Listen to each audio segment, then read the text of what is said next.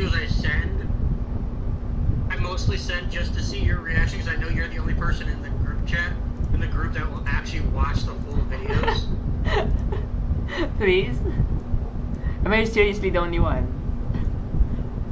I mean, 90% of the time, Happy will watch like 10 seconds of it or less, see what's going on, be like, and if it's really cursed, they'll be like, no. That's funny.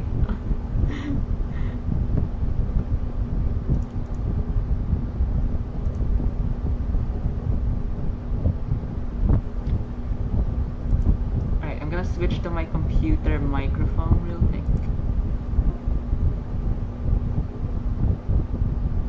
Hi. Okay. Move this here. Actually, that's blocking the way a bit. Are you on your PC's mic now? Yeah, I'm on my PC. I'm trying to stream. I need to flip something. I don't know how to flip it though.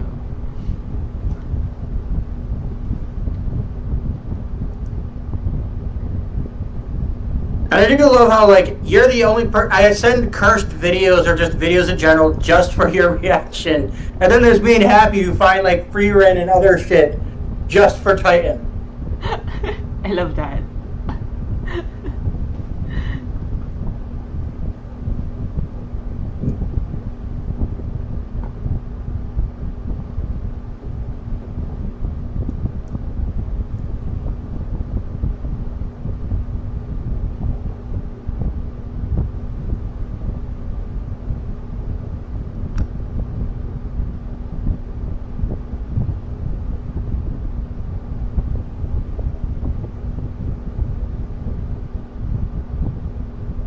Nowhere else to put this. I'm just gonna put this here. Alright. I am now streaming.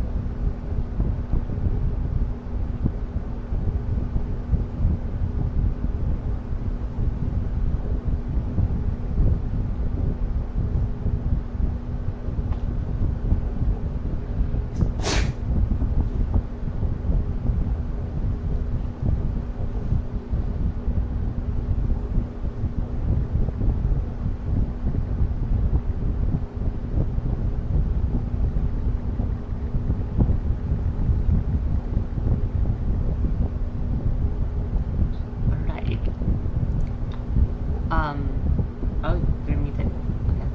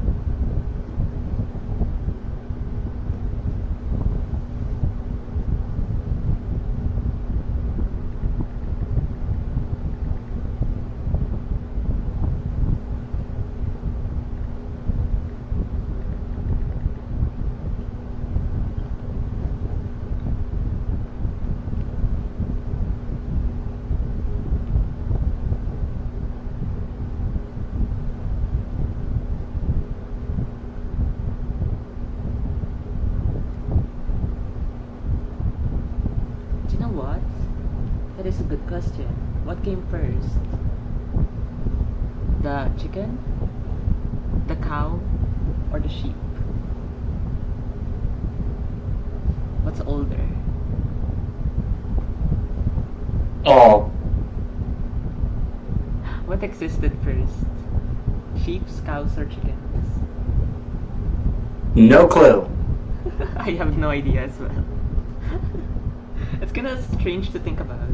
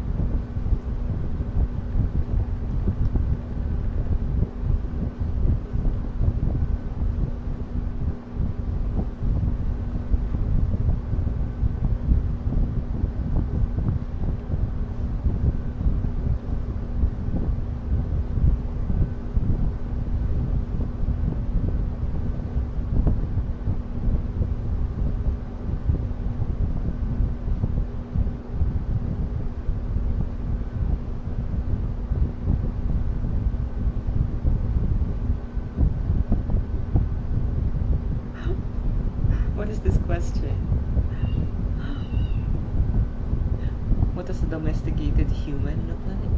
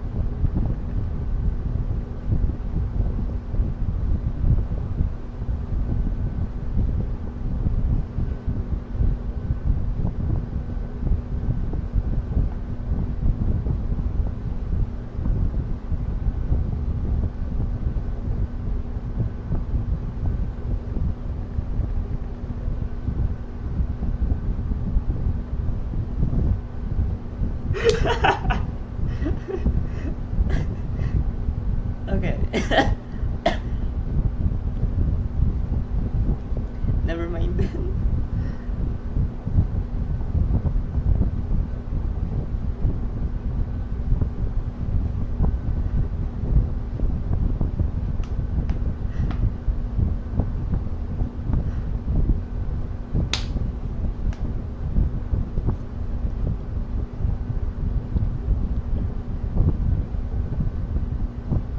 My Discord crash. What happened?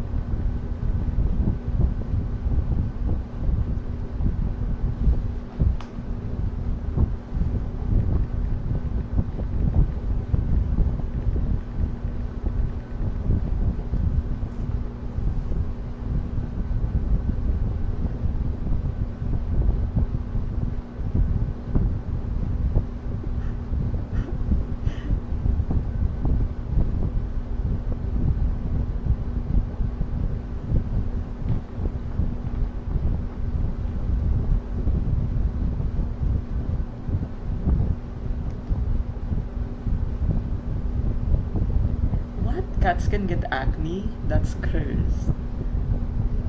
What does that look like?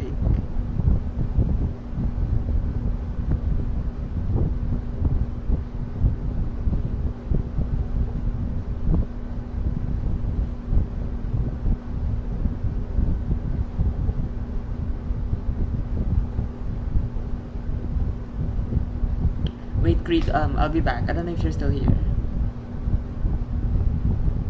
Okay. Alright, see you in a bit.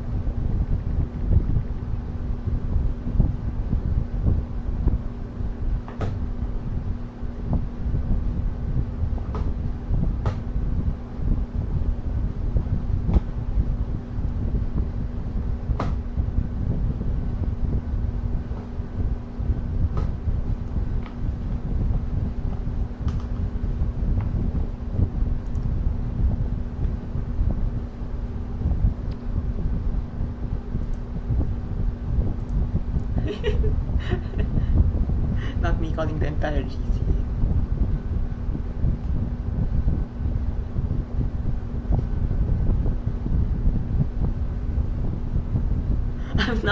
I'm not gonna fight y'all.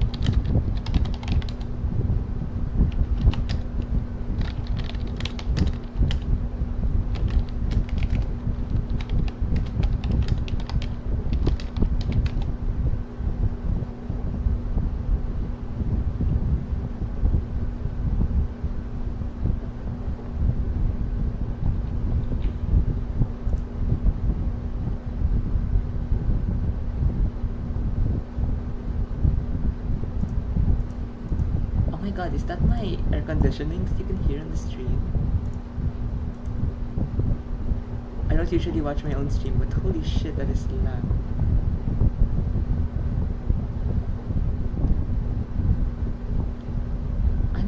I have noise suppression.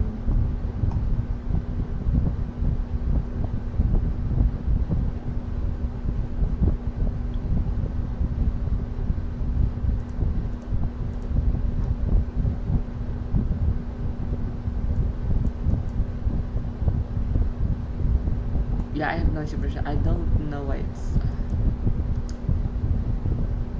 I don't know.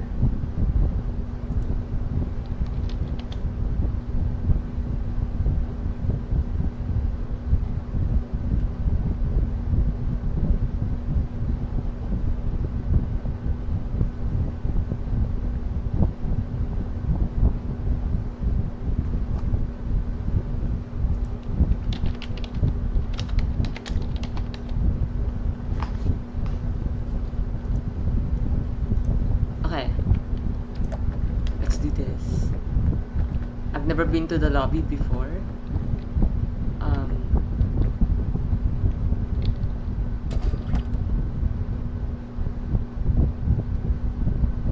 What do I... Okay. Tenderfoot. Climbing takes less stamina. Hunger grows more slowly. No time limit.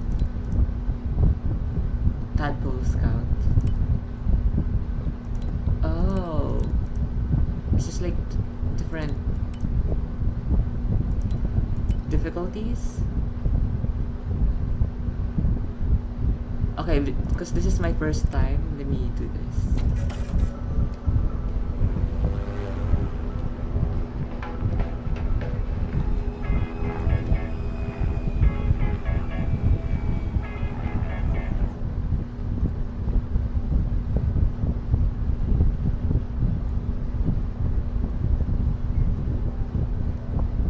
Oh god.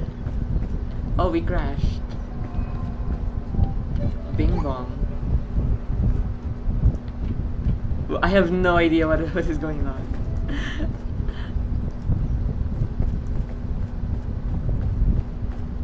Backpack. How do I toss this? Here we go. Okay. Binoculars.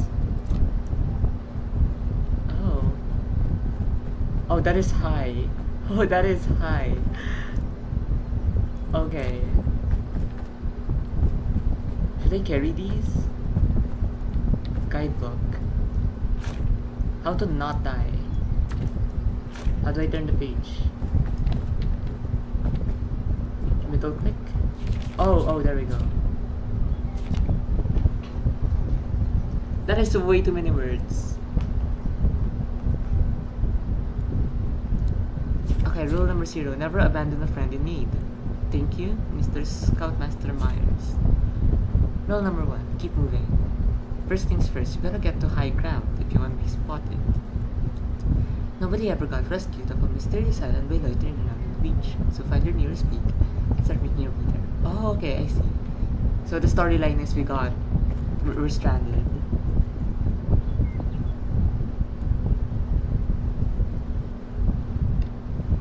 Time is of the essence in the wilderness, so get running towards your destination. Okay, shift is sprint. See a gap in the trail or a prickly thorn, go ahead and jump over it. Keep in mind that jumping while sprinting will tire you out quickly. Take a quick rest if you need to. You won't do anyone any favors by passing out on the mountain. Keep moving up.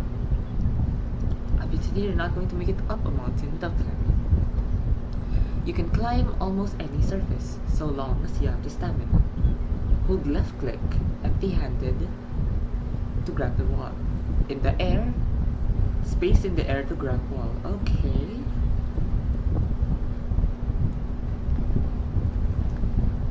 Shift while climbing is to lunge. Why do you have to click space in the air to grab the wall? Click, you can just... Why not just have it be left click? Always lend a hand. Nothing's more important than sticking together as a team. When your hands are empty, reach out to a friend who's mid-climb and help them reach the next ledge safely. You can help a friend from below too. Crouch down and let the fellow scout stand on your head. Then jump to give them a boost. Okay. Stay alert, stay alive. If it runs out, you'll be temporarily unable to run, jump, or climb, pull up, someone with your damage, the worst thing. Life is a pain, so make a range through wilderness, it's okay, stay hungry. Getting hurt is the only way for yourself to go downhill. As you climb, you find yourself firm. Be cautious of eating plants from the wilderness, they could poison you and really mess up your day. If you have the option, choose a packaged snack from a corporation interest. Don't overpack. Putting a backpack on is a great way to carry additional items which can be refreshed. However, the more weight you carry, the less time you have to climb. The Spirit Scout knows how to pack everything they need and much more. Maintain constant situation. To ping is middle click. Okay. Okay, cool. What is this? Trail mix? That would be good, yes. What is this? How do I like unselect this?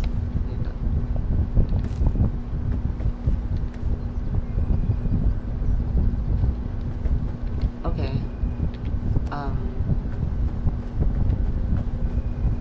I should probably replace the binoculars, huh?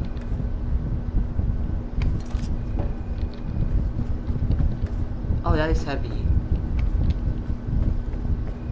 Okay, what's in here?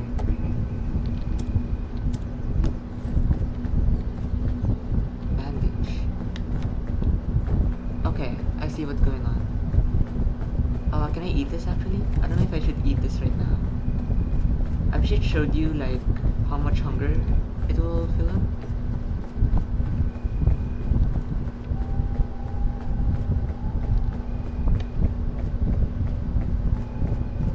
Get climbing, I guess.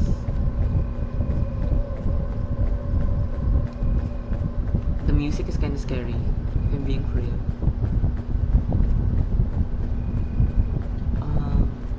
Is there any point to like exploring here? Is that a berry? What is that?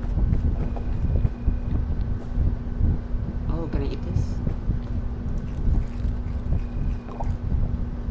That did not really do much in terms of hunger. Oh god. Oh, I'm dying. That was probably not the best idea.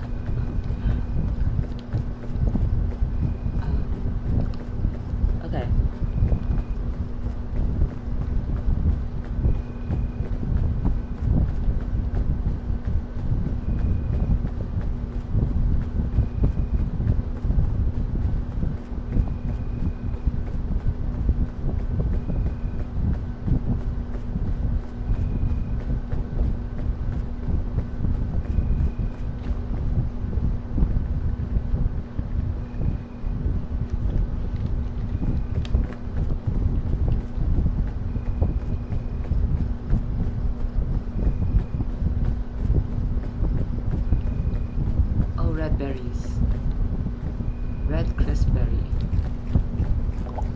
Will this kill me as well?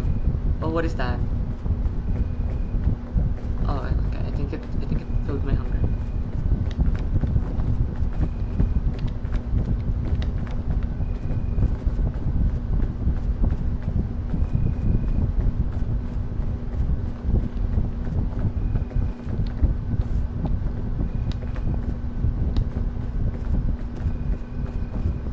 I guess I could carry this. Oh, there's another bag. Let's go check it out.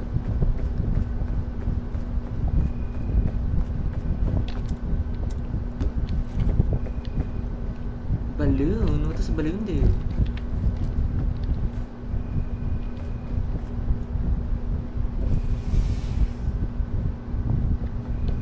What?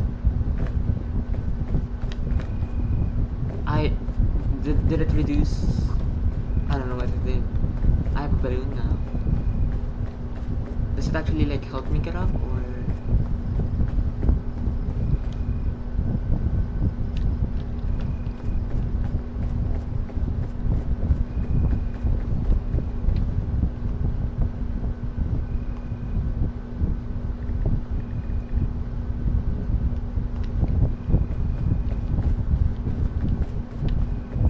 What the? What? What just happened? Was it this thing? Oh, okay, okay. I don't step on those. What are those?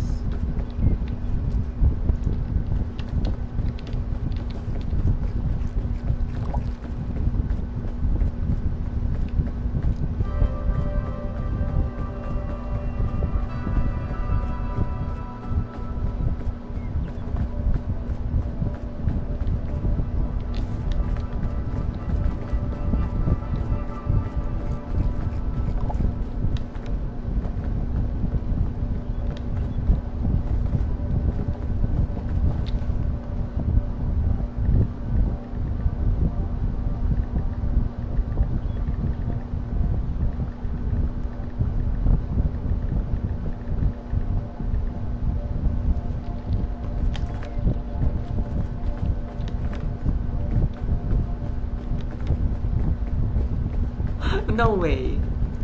No way, Balas only played Roblox Speak? There's Roblox Speak?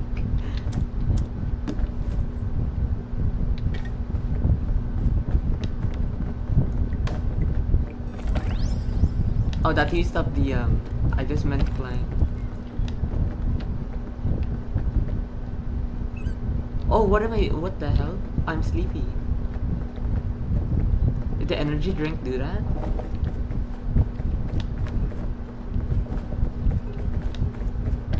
I don't know where I'm supposed to go if I'm being honest. Okay, that's not a good plan.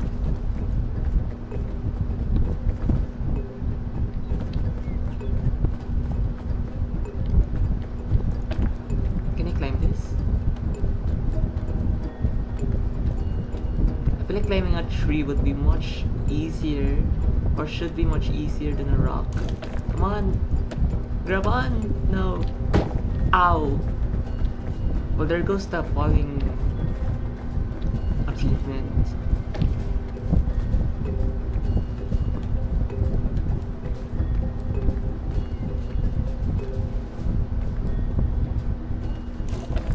Can I make it? Wait.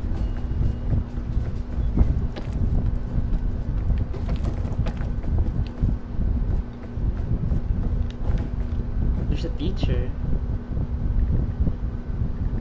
Get teacher.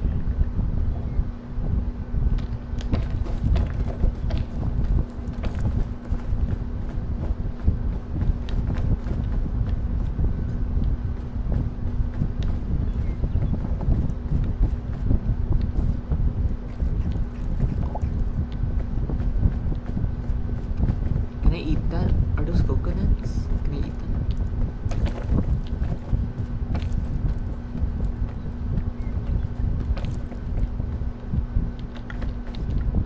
Coconuts. Coconuts.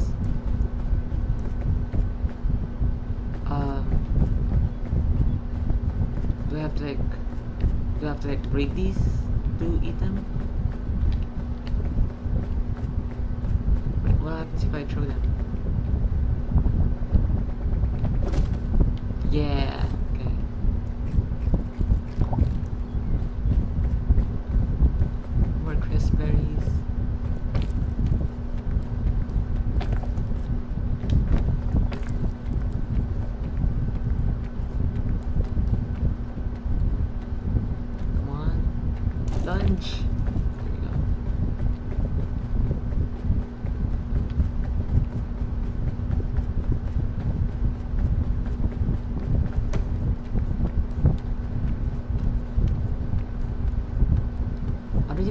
playing this game correctly right now? Oh, okay, that's how you ping. Got it. Okay, but the smartest way to get up here.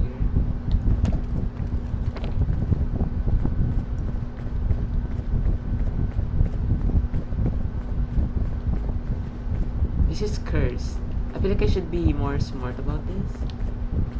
But right now I'm not being very smart. I don't think going up here is the best idea. Let's try this way.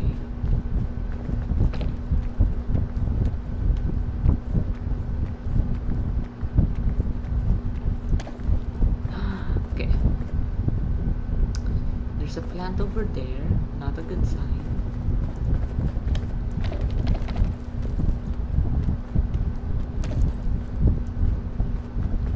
Okay. How does one get up here? Is the question. Is that a Bible ledge? Does it look like a Bible ledge? Oh wait. Can you make use of that?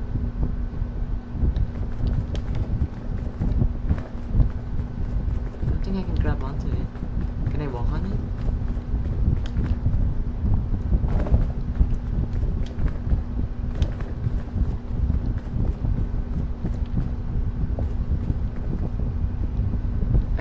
Oh, there's a thing over there.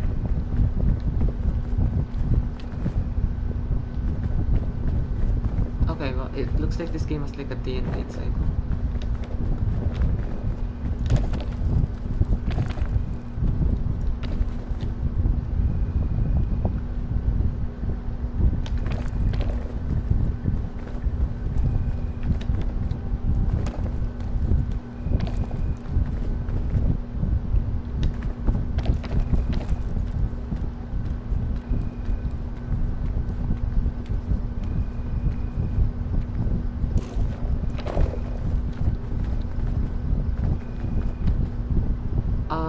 I don't know if going towards there is good.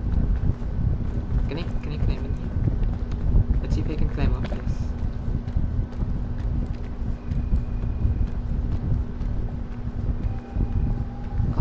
Can I make it?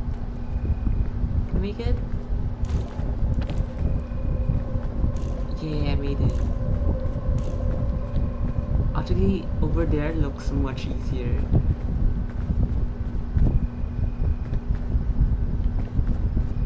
Here as well, actually.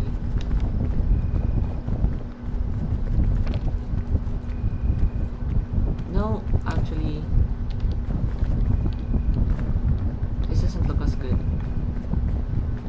How about over here? Can I climb over here?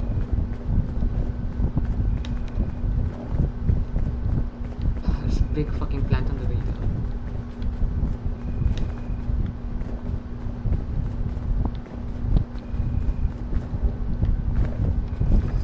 Put more stuff in my backpack.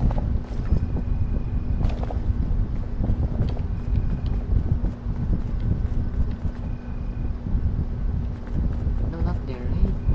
Over here.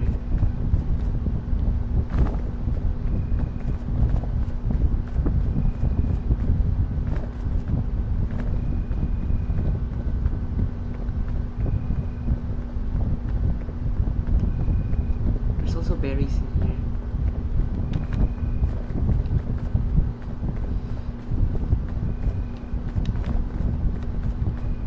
I'm scared to know how much climbing I have to do. Is there like a save? Can you like save yourself? Is there like checkpoints? You have to like do this all in one sitting.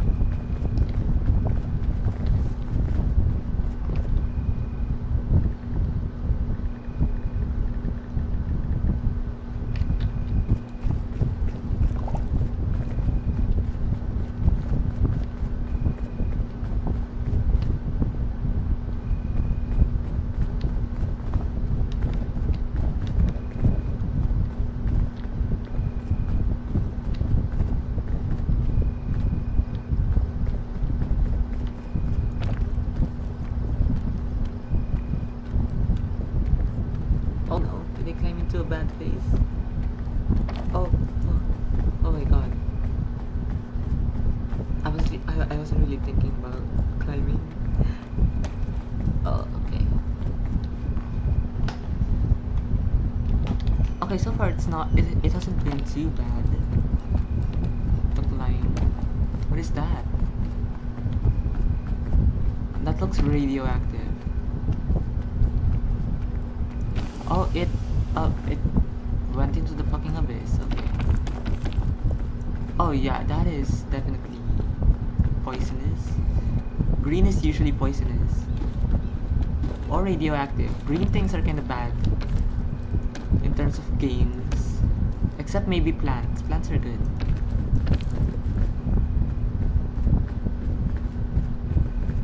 But often green things are like not safe. Here's a non-green thing.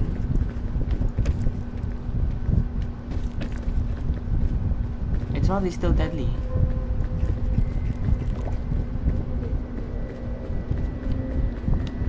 And we're gonna start tripping.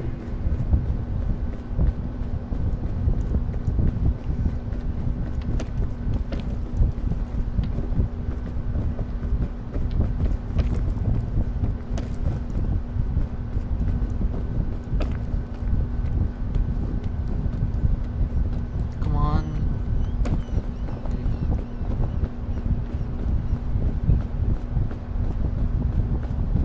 Big luggage. Antidotes. Rope. Ah, I think I would like rope, yeah. Can I use the first aid kit? I don't know if it's best to use it right now. Probably not. But I kind of want rope. Can I? Yeah, there we go. Can I stack trail mix? No, you can't. Okay. I assume the antidote is for...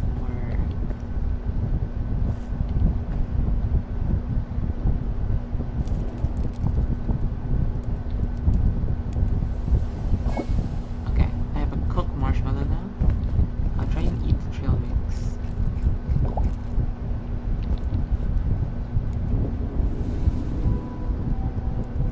Wait, can I put this down and drop more things in here? Before...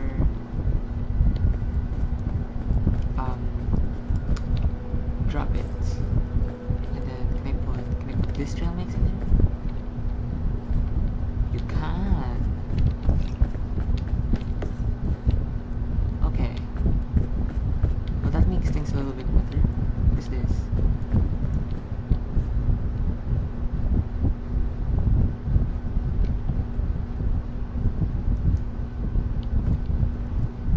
Okay.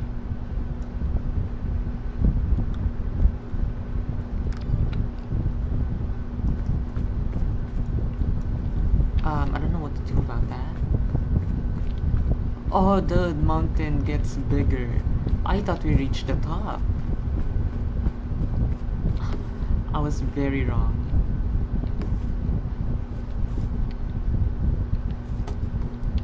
Wait, come on. A tree and then...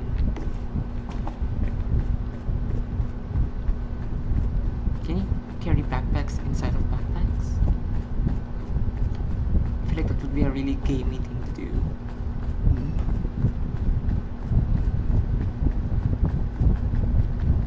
Okay, so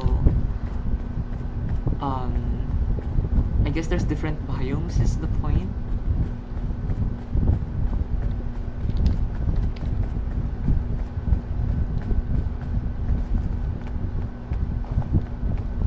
Yeah, so I guess that was just the shore. Ow. It's kinda stupid of me. Okay, so what's the best way to go about this? Looks like there's a path this way.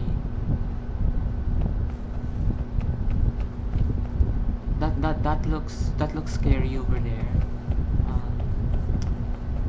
There are also chests over there, so let's try this way.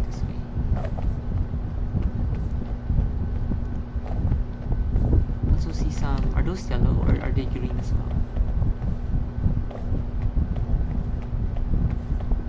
There are also green. These can't kill you though. Kill you a little bit. Yeah. But they go away. At least I hope so. Is there like any secrets? No. Oh, it's raining.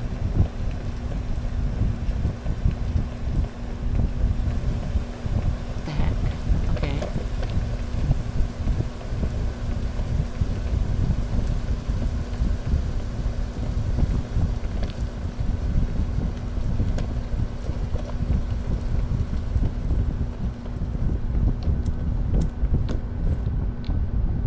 Oh, what happened to my balloon?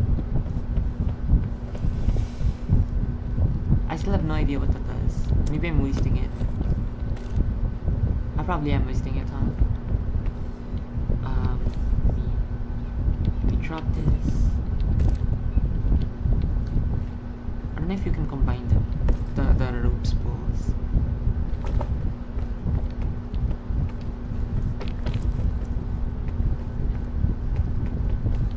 Are the trees, are they safe? I'm scared to find out. Is there another way to go about this? Probably over there, huh? Well, there seems to be ledges for climbing here. Like, very convenient ledges.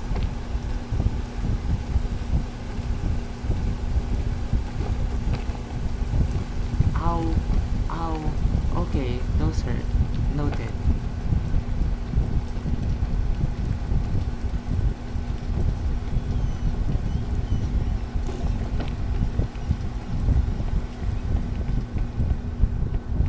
Not sure if getting on here was a good idea at all.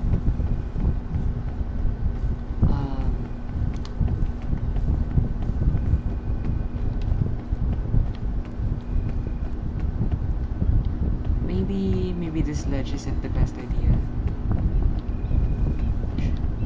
Okay, let me try going down without dying. Okay, let's test the trees. Hoping. Okay, the trees are. Okay, the trees are safe. Thank goodness for that.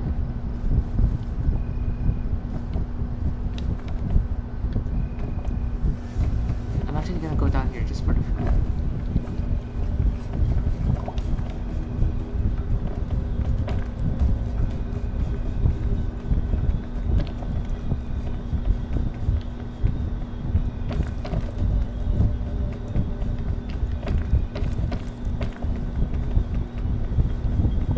Is that something? No.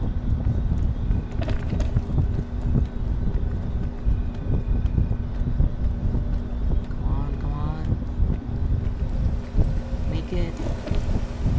Yeah. What is that? Purple kingberry. Is it the kingberry? Oh. Are these different?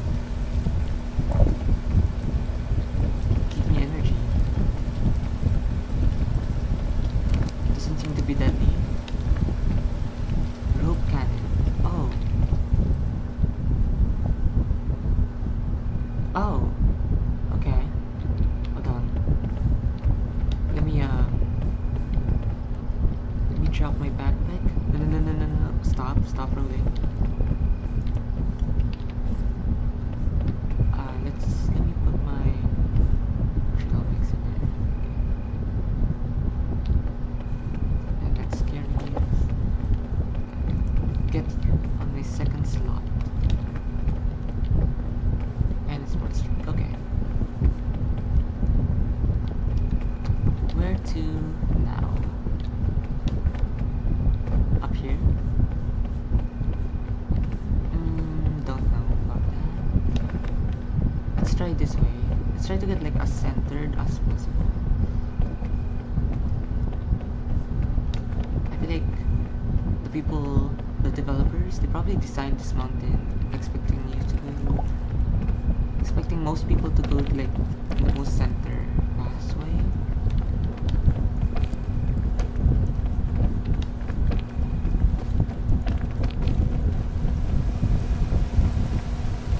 I don't know if the rain means anything. Oh, my balloon's gone as well. Another sports drink.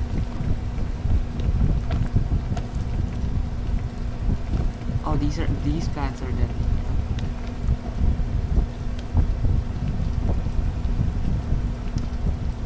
This is looking very steep. If I did not go the wrong way. Oh, that looks better over there. I wonder if it's just the scale.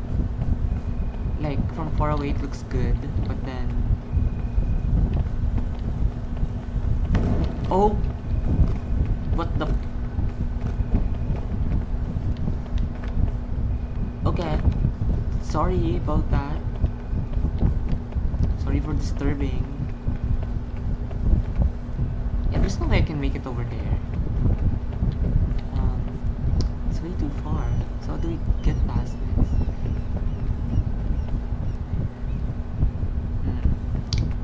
Am I blind? Am I missing something?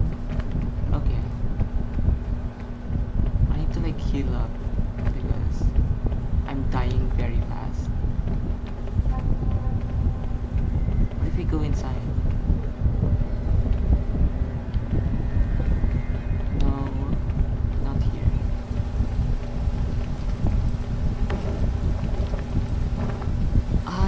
There are fucking bombs.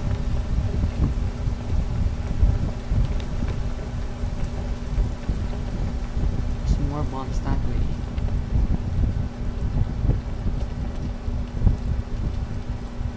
Yeah, I wanna jump that, but like I'm also like half dead. Are those bombs? I feel like I'm in a completely new place now, even though I didn't really move. Come on. Come on. I'm gonna trust that this is a safe location. Oh, I'm getting extra stamina. It was not. And I'm dead.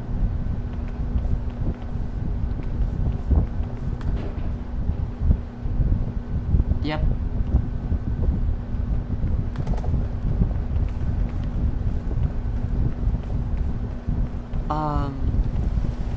Did I lose my items?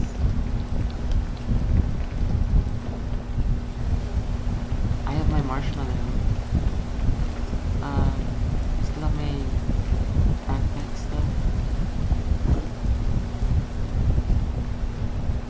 I have an antidote. I probably should have used this. Yeah.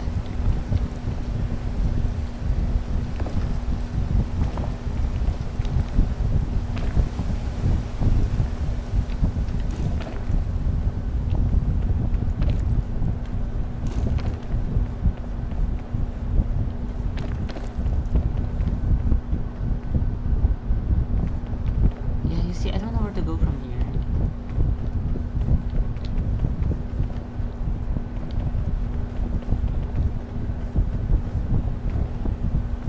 Maybe I could try going that way.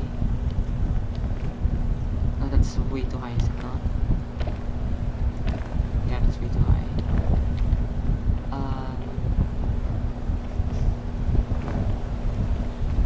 Is this heavy? Okay. Sorry. Yeah, you can go inside. Maybe this is the way.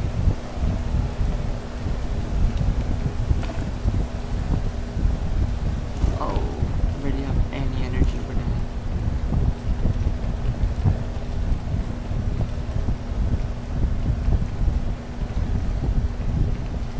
Okay. This is still salvageable. I just need, like, to find food. That's another bomb. I need, like, help restoring stuff.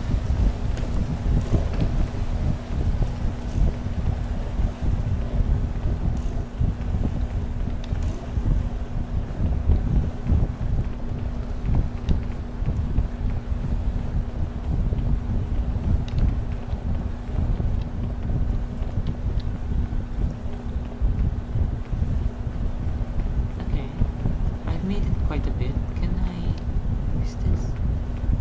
You can, but I'm just not sure if I could reasonably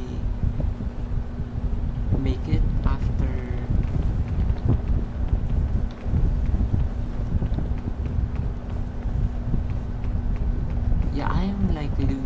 I don't...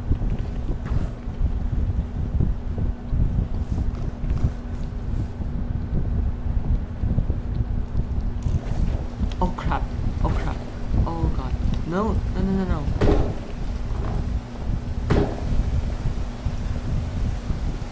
Okay, you know what? Let's just restart.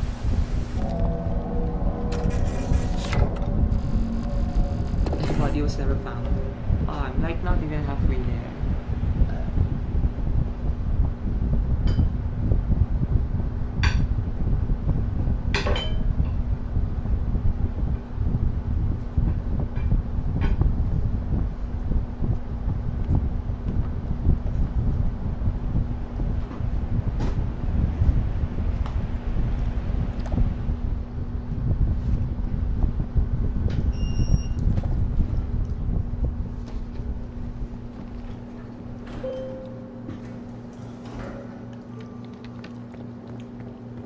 Okay, well, let's do this again. I need to get like a handle on the controls, because my brain is not computing it right now.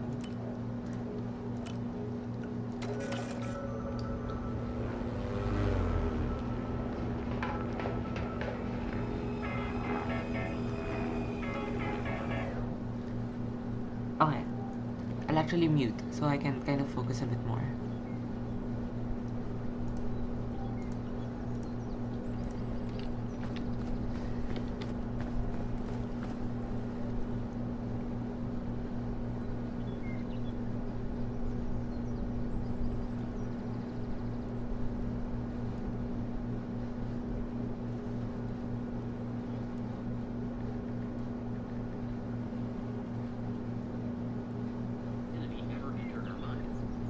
Seemed like these boys were just a bunch of nerds following their curiosity. Either way, by summer of 1939, things were looking hopeful.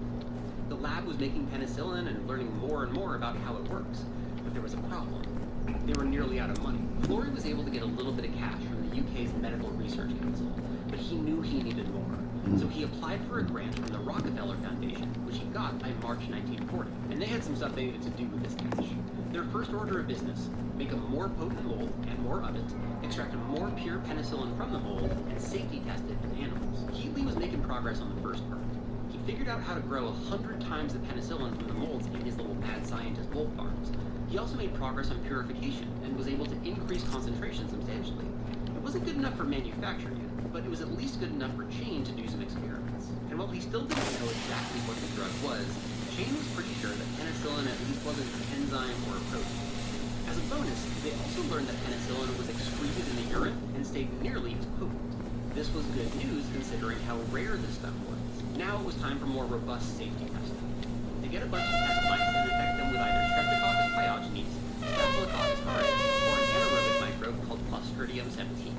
They separate some mice into the control group and some into an experimental group. They knew the mice tolerated small doses, but they didn't know the therapeutic index yet, the range of dosage where the drug is effective but not harmful.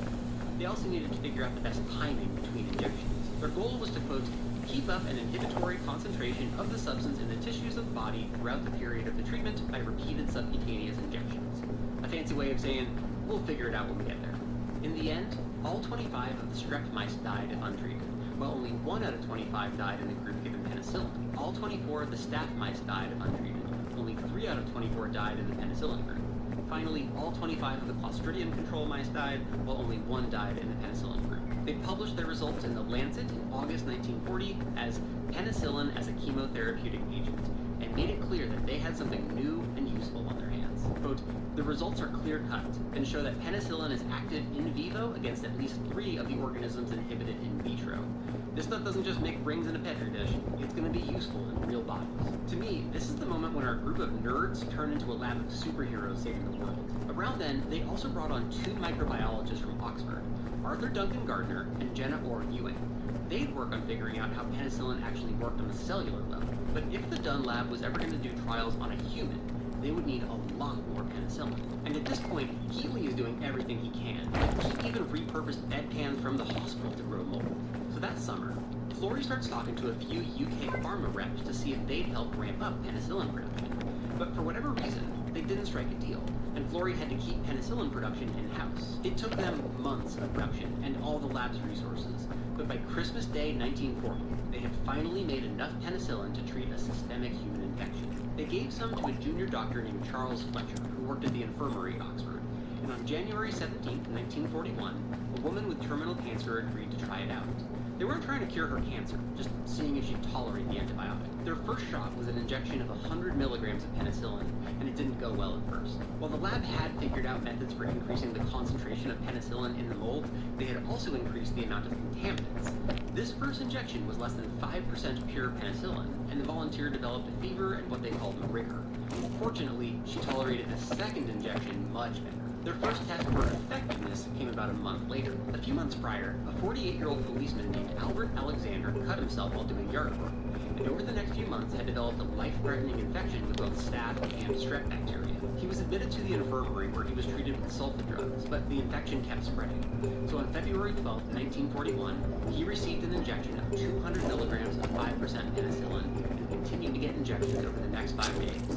And for those 5 days, it seemed to be working. This was, to quote Fletcher, the nearest I ever came to seeing a miracle. Unfortunately, there wasn't enough penicillin to finish the treatment. They even collected and tried recycling penicillin from the man's urine, but they finally ran out, and the man succumbed to the infection and died on March 15, 1941. The whole thing was both encouraging and heartbreaking at the same time. They were so close to saving a life, but were limited by resources. If they wanted to do further trials and save a life, they would need to figure out how to ramp up production. But how? At this point, the UK was fully involved in World War II. The Dunlap did ask UK-based drug companies to help expand penicillin production, but they were mostly tied up with the war effort. So Florey and Heatley went to the United States, a country that hadn't entered the war yet. A colleague got them in touch with a mold expert named Charles Thom at the U.S. Department of Agriculture. The Oxford scientists needed to farm and harvest some penicillin, and the USDA had the tools and expertise to do exactly that. Thom got them in touch with the Northern Regional Research Laboratory in the town of Peoria, Illinois, what's often just called the Northern Lab. They had 3 main goals: find the strains of penicillium that make the most penicillin, develop a protocol for growing the mold more efficiently at scale, and improve the fermentation process that grew the mold so they could get more pure penicillin. As The Miracle Cure by William Rosen put it, in traditional agricultural terminology, they were looking for better seeds, better soil, and better cultivation and harvesting. It's a great book, by the way. I'll link to it down in the description. Goal number 1, find a more efficient growing method. Norman Heatley decided to stay in the U.S. to teach the Northern Lab scientists his methods for growing the mold. And right away, the scientists realized they could improve penicillin yields by using lactose instead of sucrose in the growth media. But the real advancement came when they decided to add a byproduct of corn fermentation called corn steep liquor. When mixed with sugar and a few other ingredients, it increased penicillin's antibacterial abilities 1,000 times. Also, there's just something so American about the solution being corn. The other thing, Heatley was growing mold in shallow dishes, which is really inefficient. Even when they stacked all those flat dishes on top of one another, they were wasting a ton of space. So, the Northern Lab scientists used these big tanks that they'd aerate and stir with a big mechanical stir bar. They called it deep tank fermentation, which looks like it fits in at a microbrewery or something. Now they just had to find a more productive version of penicillin. In the summer of 1942, a lab assistant named Mary Hunt went to a local farmer's market and found a cantaloupe covered in a penicillium mold. When she brought it back to the lab, it turned out that this strain had 200 times the penicillin compared to Fleming's penicillium. And after they treated it with radiation, they eventually got a mold that produced 1,000 times more penicillin than the original mold. Also, fun dinner party fact, the random strain of cantaloupe mold is the source for most penicillin in the world today. And also, the scientists ate the cantaloupe after they took the mold off. While the Northern Lab is ramping up production, our scientists back at Oxford were trying to figure out the chemical structure of penicillin. Because a solid chemical understanding would let drug manufacturers make penicillin in a standardized lab instead of in a big fermentation tank. This would make the final product more controlled and consistent. They noticed that when penicillin was broken down, each of those pieces was a crystal. So Shane started working with a brilliant young scientist named Dorothy Crowfoot, later Crowfoot-Hodgkin. Crowfoot was an expert on an equally young technique called X-ray crystallography, and over the course of the 1940s, she used it to find the beta-lactam structure of penicillin, along with other things like vitamin B12 and insulin. At this point, it's fall of 1942, and some UK-based drug companies had started making penicillin, which luckily would be enough for the Dunlap to continue research. But to get enough penicillin production to treat humans, they would ultimately need the United States. And of course, ramping up production wouldn't be cheap. So we need to talk about government contracts and the pharmaceutical industry. And don't worry, it's not going to be as morally egregious as you might be thinking. Our timelines start to overlap a little bit here, so let's rewind a little. In 1941, while Heatley was doing science with the Northern Lab, Florey was taking care of finances. He started by talking to pharmaceutical companies like Merck, Squibb, and Eli Lilly, who had all actually done some penicillin research of their own. Unfortunately, he wasn't able to make a deal because there wasn't a ton of data showing that penicillin was safe and effective yet. There was one more company who seemed interested, though. A small chemical company who mostly made flavorings and citric acid up until that point, but were interested in moving into pharmaceuticals. That company was Pfizer. But they didn't take a deal at first either. So, alright, if the drug companies don't want to play, what about government funding? The United States had recently started the Office of Scientific Research and Development, or OSRD, as a way to fund medical and scientific research related to national defense. Florey was longtime friends with the chairman of the medical division of the OSRD, a pharmacologist named Alfred Newton Richards. So they meet up, and Florey tells Richards about their research with penicillin, and Richards is into it. No, it doesn't have the strongest clinical data to support it yet, but he saw a ton of potential. Plus, there was the human element. Richards already trusted Florey. So in August of 1941, Richards promised he'd recommend that the board give him a grant. Hopefully Florey would get funding from the US government, and Richards would get a successful project, and probably end up with a bigger budget the next year. Then, Richards gets the reps from 4 drug companies together. Merck, Letterly, Squibb, and Pfizer, and basically says, I'm not making you, but it would be really great and patriotic of you guys to support this, and maybe we can pay you, we'll see. And this was a very different research initiative for the US. This wouldn't be a government contract like when Lockheed makes airplanes for the military, it would be more like a research partnership. The federal government had sponsored medical research since the 1880s, but it was always performed by another government agency. Go check out my video about the plague in San Francisco for a good example of that. The US government hadn't partnered with private businesses at this scale ever before, and in October 1941, the Penicillin Committee got together for the first time. It was made up of government people, but also reps from companies like Pfizer and Merck. They talked about what they might do, but the tone was very casual. At first it was more like, oh, who wants to be in charge of making a kilogram of penicillin for clinical trials? Super chill. But then Pearl Harbor happened, and their next meeting was much more serious. Now, at this point in the scientific timeline, the Northern Lab had just figured out the corn liquor thing, so they were much more hopeful for large-scale production. And a few scientists at the USDA ended up patenting parts of the production process and licensing them out for free to the drug company. And as a quick side note, the Oxford scientists never patented anything, so they didn't get rich off of penicillin. Fame, yes, but fortune, no. So now, those initially hesitant drug companies were on board. They agreed to research penicillin and share their results within the committee, but just within the committee. The OSRD was real tight with what information got out to the public. They didn't want people to get their hopes up and think this miracle drug was freely available when drug companies could still barely make it. There were only 22 pre-approved doctors that would get any penicillin to test, and they were only allowed to test it on specific conditions like staph, strep, and pneumococci infections that didn't respond to sulfonamides. But despite their best efforts, word got out about penicillin. In March 1942, a woman named Ann Miller was admitted to a hospital in New Haven, Connecticut with a severe streptococcal infection due to a miscarriage. Her doctors tried sulfa drugs and even surgery, but nothing worked. But just by chance, one of the other patients in the hospital was friends with Howard Florey. So Ann's doctor asked the patient if he could ask Florey for some penicillin. At this point, Norman Heatley was working for Merck over in New Jersey. So Florey called Heatley, who got Merck to send over a vial of 5.5 grams of penicillin. This was about half of the United States' entire supply of penicillin at the time. And getting the antibiotic to this woman in Connecticut was such a big deal that it required approval from the National Research Council in Washington and an escort by a state trooper. Miller got her first dose of penicillin on Saturday afternoon, and by Monday, her temperature was back to normal. She became the first person to have their life saved by penicillin and lived for another 57 years. But penicillin's even bigger breakout moment came a few months later. On November 28, 1942, there was this big fire at the Coconut Grove nightclub in Boston. Most of the survivors got rushed to Massachusetts General Hospital, where they were given sulfa drugs at first. But then Merck came through with 32 liters of penicillin broth. Not refined penicillin, but literal tanks of penicillium mold culture. This would be enough to give patients a really small dose of penicillin every few hours. And whether or not penicillin actually made a huge difference, the Boston Globe sang its praises in the December 2nd, 1942 issue. Then on February 8th of the next year, Time magazine published an article calling penicillin the wonder drug of 1943. penicillin was officially in the public consciousness. Penicillin got so popular so quickly that people started writing letters to President Roosevelt asking for it, all while there's still an extremely limited supply. Some civilians would be able to get penicillin on a case-by-case basis, but there was only enough to treat a few hundred patients in the first half of 1943. So, penicillin was prioritized for soldiers. With World War II still going on, penicillin became a strategic advantage, allowing soldiers to survive infections. So in June 1943, penicillin production came under the umbrella of the War Production Board, and they start the Penicillin Producers Industrial Advisory Committee and decide that partnering with American chemical manufacturers is their best strategy for increasing production. They looked into over 100 companies before giving contracts to about 20. My sources had different numbers for this, and I couldn't find a full list of the companies chosen, but it was between 17 and 21.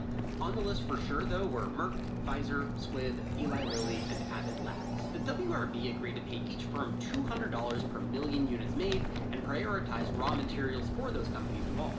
And at first glance, that seems like a sweet deal, but the economics complicated things. Each of these drug companies was just one of many in the market for penicillin, and collectively, they were flooding the market with literally trillions of units of supply. Greater supply with no change in demand lowers the price, and with drug companies cranking out tons of penicillin, the final good would be super cheap after the war. Sure enough, the new price came to $20 per million units in 1943, then $6 in 1945, and eventually in 1949, 10 cents. Penicillin was never anyone's blockbuster. Future antibiotics would be, which we'll talk about in the tetracycline video, but penicillin was a special case. But here's the thing. 10 cents per million units when we're talking about hundreds of trillions of units is still a lot of money. So long term, getting a WRB contract was a big payoff. For context, before the penicillin project, there were hundreds of tiny pharmaceutical companies in the US, none of which had huge market shares. But after the project, there were 15 companies that made 90% of the industry's profits. 17 of the top 20 companies were firms who got government contracts to make penicillin. According to models by sociologist Peter Youngkin, being awarded an OSRD contract was equivalent to getting a $5 million head start in profits compared to other pharma companies. And of course, the pharma industry as a whole grew from this injection of cash too. According to a 1934 report published by the National Bureau of Economic Research, the pharma industry was the 16th most profitable industry in the wholesale and retail group in the US in the 1920s. It was behind industries like furniture, automobiles, and men's clothing. Only a few decades later, pharmaceuticals were the #1 most profitable industry in the country. This is a little bit of a weird statistic, though. Like, prior to the 1920s, pharma companies were usually counted under the umbrella of chemical companies, so it hasn't always been measured consistently. And of course, the introduction of penicillin wasn't the only thing that changed in the US after the war. This is a story for another time, but employee-sponsored health insurance exploded in popularity after the war, and everything from drug research and development to production and distribution were all changing, as were global demographics and the prevalence of certain diseases. But the broader point still stands. The pharma industry got really big after penicillin, and there were plenty more antibiotics to come. A quick review of the timeline. In 1941, we knew that penicillin could beat bacterial infections, but we couldn't produce enough of it to save a single human life. By 1943, we had enough to supply an active military, and by 1945, you could get penicillin in your local pharmacy. According to a 2017 article in the Journal of Emerging Infectious Diseases, its detection completely changed the process of drug discovery, its large-scale production transformed the pharmaceutical industry, and its clinical use changed forever the therapy for infectious diseases. But just like every antibacterial we've talked about in this series, once the drug got more widespread use, more problems started popping up. First, allergies. I found papers published in 1943 talking about allergic reactions to penicillin in some of the first soldiers who got the drug. Basically, as soon as penicillin got out there, we saw penicillin allergies. And these days, penicillin allergies are some of the most common allergies to medications. So obviously, it's not a miracle cure for everyone. Second, bacteria became resistant to penicillin and other beta-lactam drugs really quickly. Like, penicillin started rolling out to a few folks in 1942, and by the end of the year, scientists documented penicillin-resistant strains of Staphylococcus aureus in the hospital setting. By the end of the 1960s, over 80% of Staph aureus infections were resistant to penicillin. Luckily, we found more beta-lactam antibiotics since then. Like, there were the cephalosporins, which started rolling out in the 1950s, ampicillin in 1963, and amoxicillin in 1972. But bacteria evolved resistance to each of them. Like, you've probably heard gnarly stories of MRSA before, methicillin-resistant Staphylococcus aureus. I'm going to dedicate an entire video in the series to talk about the history of resistance, so we'll wait for that. But the most immediate concern in the 1940s was the one major bacteria that penicillin couldn't treat: Mycobacterium tuberculosis. Luckily, a little lab in New Jersey would find their own wonder drug. Not in the moldy fruit, but in the ground. Next up, streptomycin.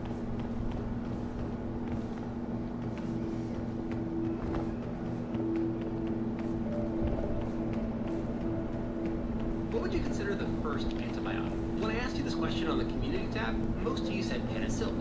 And while Fleming's discovery of penicillin in 1928 is probably the most famous antibiotic story out there, the real answer takes a little more nuance to understand. This is the first video in a multi-part series about the history of antibiotics. And in today's video, we'll ask, what counts as the first antibiotic? But before we get into the story, we need to define antibiotic, and to do that, we need a crash course on bacteria. I want you to think back to those diagrams of animal cells you learned back in 7th grade. You might remember that human cells have a fatty cell membrane with a couple of proteins and pores on the surface to let stuff in and out. And inside the cell, we've got a bunch of little organelles, like mitochondria and ribosomes.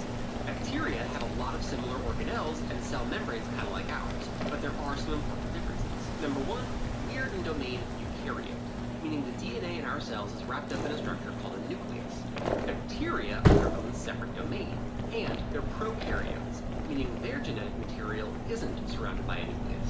Big difference number two. In addition to cell membranes, bacteria also have cell walls around them, which are made up of a chemical called peptidoglycan. It's kind of like a chain link fence. The squiggly lines on this diagram are the peptide parts, and the round balls are the glycan parts, or sugar parts. Bacteria are constantly rebuilding and repairing their cell walls. They need them to survive. And number three is the sheer diversity of bacteria. They can come in all kinds of shapes and sizes. They can be rod-shaped bacilli, sphere-shaped coccus bacteria, spiral, and a bunch of other shapes. And some bacteria have differences in their cell structure that make them vulnerable against some antibiotics, but unaffected by others. Like the germ that causes tuberculosis has mycolic acid in its cell wall, so it's unaffected by penicillin. But we'll talk about that later in the series. Also, not all bacteria are pathogens, meaning they cause disease. We actually need some bacteria for good health, like in our gut microbiomes. Ultimately, the goal of an antibiotic is to use the differences between human cells and pathogenic bacteria to make medicines that harm them, but not us. Unfortunately, defining antibiotics is kind of tricky. The word has meant different things throughout history, and it kind of depended on who you were talking to. Like, when you're talking to your doctor today, antibiotic just means a medicine that kills bacteria. But historically, the term antibiosis means any life that destroys other life to support its own. Literally, antibiosis, against life. The term popped up in scientific writing in 1889, but the more we learned about bacteria, the fuzzier this definition became. Bacteria might harm each other through chemicals or as a parasite. There were a bunch of ways that something could be antibiotic. So in 1942, a research team at Rutgers University led by Selman Waxman focused the term on the chemical substance doing the antibiosis. An antibiotic inhibits the growth or the metabolic activities of bacteria and other microorganisms by a chemical substance of microbial origin. That's the definition that caught on, so that's the definition we'll use.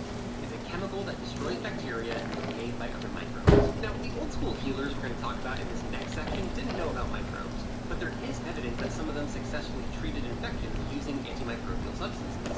And so, with our new vocabulary, we can finally look at what ancient doctors used to treat infections. First up, multiple societies use some variation of mold. Imhotep in ancient Egypt documented the use of moldy bread to treat infected wounds, which was then passed down through the rest of Egyptian medicine.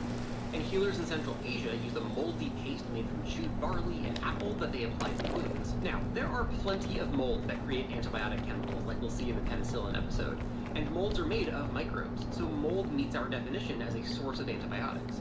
But the big question is whether these molds would have actually cured an infection, since the naturally occurring concentration of antibiotic substance in the mold was probably too low to be effective. The second big contender is a drink that humans have been making for millennia and involves a yeast, which is a microbe too.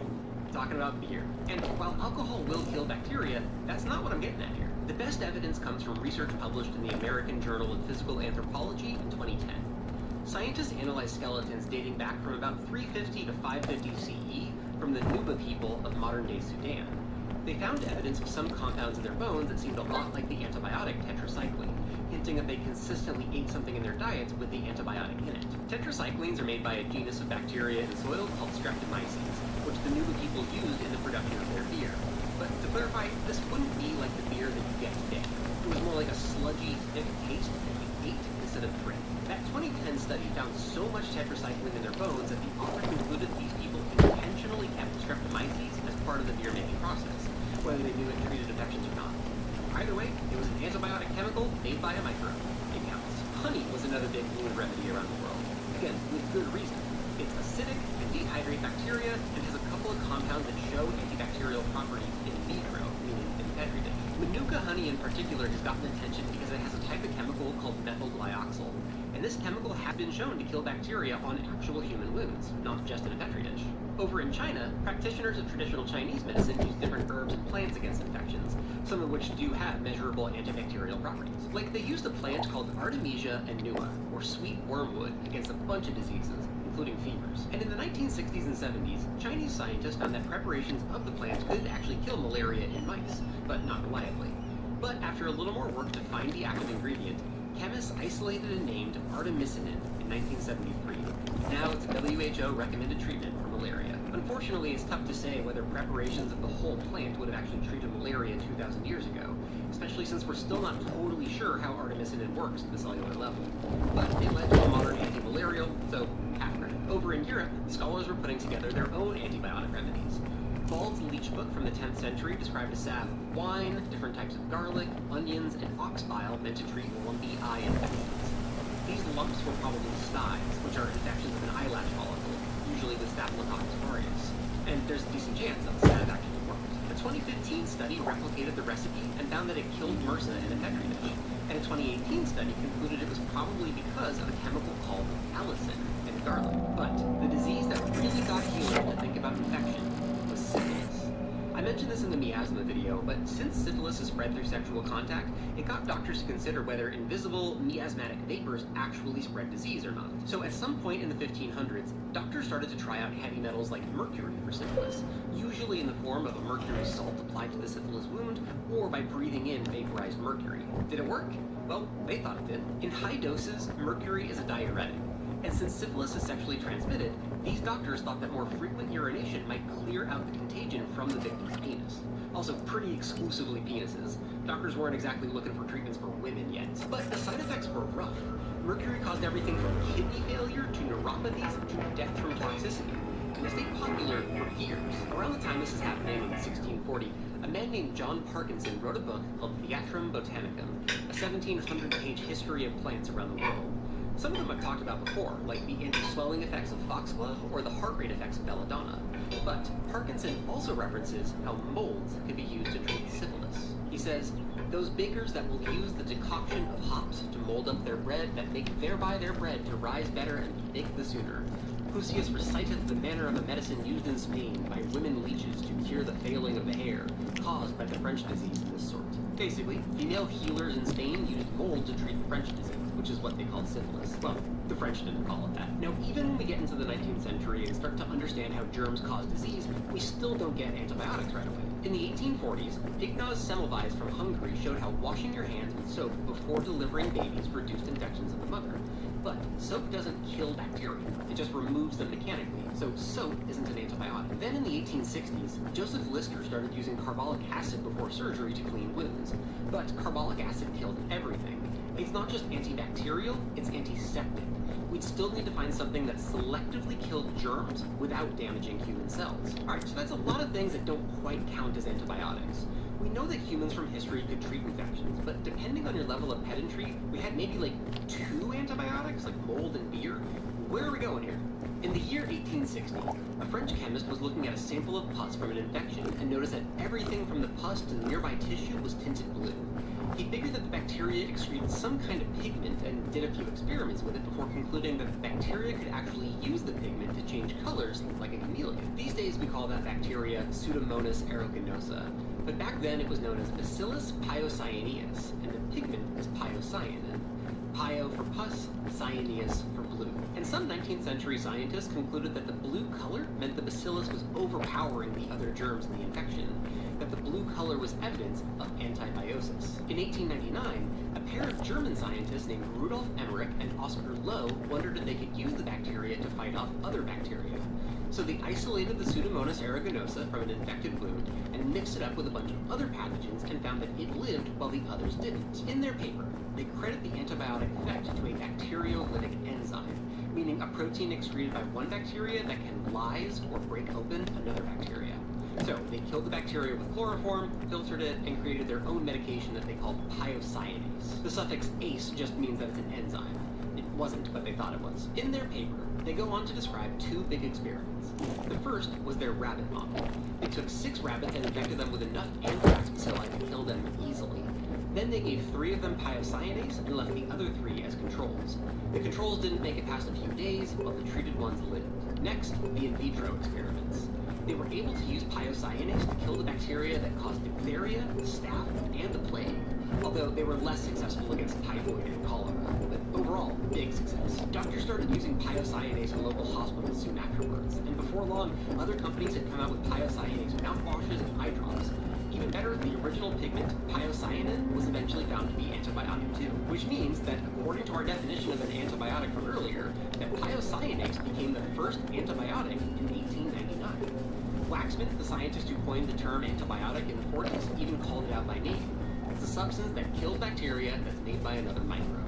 Check. Unfortunately, it was also super toxic in humans. Like, doctors tried treating infections with the live Pseudomonas bacteria, but it attacked human tissue as badly as it attacked the infection. And when scientists tried to isolate and administer pure piocyanase, it often just didn't work. You know how certain foods are marketed as antioxidants? Piocyanin is the opposite. It causes oxidative stress in certain cells, and that interferes with how the cell makes energy and transports substances across the cell membrane. That's what makes it so toxic in our human cells, and why we don't use it anymore. So piocyanase was the first antibiotic by Waxman's definition, but comes with an asterisk. It was an antibiotic, but not a useful one. We'd still need something that selectively killed bacteria, but left human cells alone. By the mid-1800s, scientists knew there were all kinds of microorganisms, from the ones that caused infections to the ones just hanging out in nature. But to make a good antibiotic, you need to be able to stop disease-causing bacteria and leave healthy human cells alone, which means you need a substance that can get into cells. That's where dyes come in. In the 1850s, a British chemist named William Perkin created this purple fabric dye based on aniline, a byproduct of coal tar. He was able to create a bunch of other colors with it too, so aniline-based dyes exploded in popularity after that. And German companies were especially interested in aniline production, including a company that becomes very important in the next video, Bayer. By the 1870s, half of the world's dyes came from German companies, and by World War I, 90% of the dyes in the world came from Germany. And these dye companies ended up making a bunch of other chemical products, like cosmetics, fertilizers, and of course, medicines. But first, they had to figure out how dyes might be useful. One of the guys who got super into dye chemistry was a Danish microbiologist working in Berlin named Hans Christian Gram. Gram was interested in bacterial pneumonia, and to study it, he'd have to look at a sample of bacteria under a microscope. The thing is, it's really hard to tell anything apart in a drop of raw bacterial culture. Everything's kind of transparent. So to make the germs more visible, he added a dye, which bumped up the contrast. But after trying this with other kinds of germs, he noticed that some bacteria took up certain dyes while others didn't. This eventually became the Bio 101 favorite, the Gram stain procedure. It's changed a little bit since the 1880s, but basically, you put a sample of bacteria onto a microscope slide, kill them with a little bit of heat, and then add a blue or usually violet-colored dye.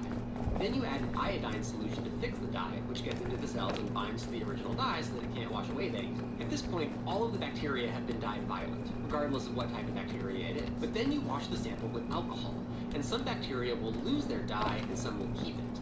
Anything that kept its violet color is called gram-positive, and anything that lost its color is called gram-negative. And this is the most important part of this procedure. Remember how I said that bacteria have cell membranes and cell walls? Well, not all cell walls look the same.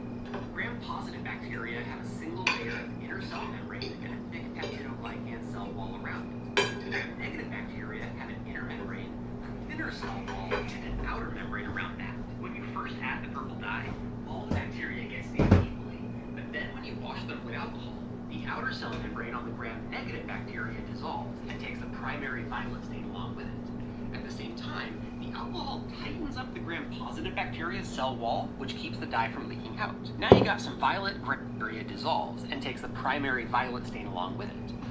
Membrane, a thinner cell wall, and an outer membrane around that. When you first add the purple dye, all the bacteria get stained equally, but then when you wash them with alcohol, the outer cell membrane on the gram-negative bacteria dissolves and takes the primary violet stain along with it. At the same time, the alcohol tightens up the gram-positive bacteria's cell wall, which keeps the dye from leaking out. Now you got some violet gram-positive bacteria and translucent gram-negative bacteria.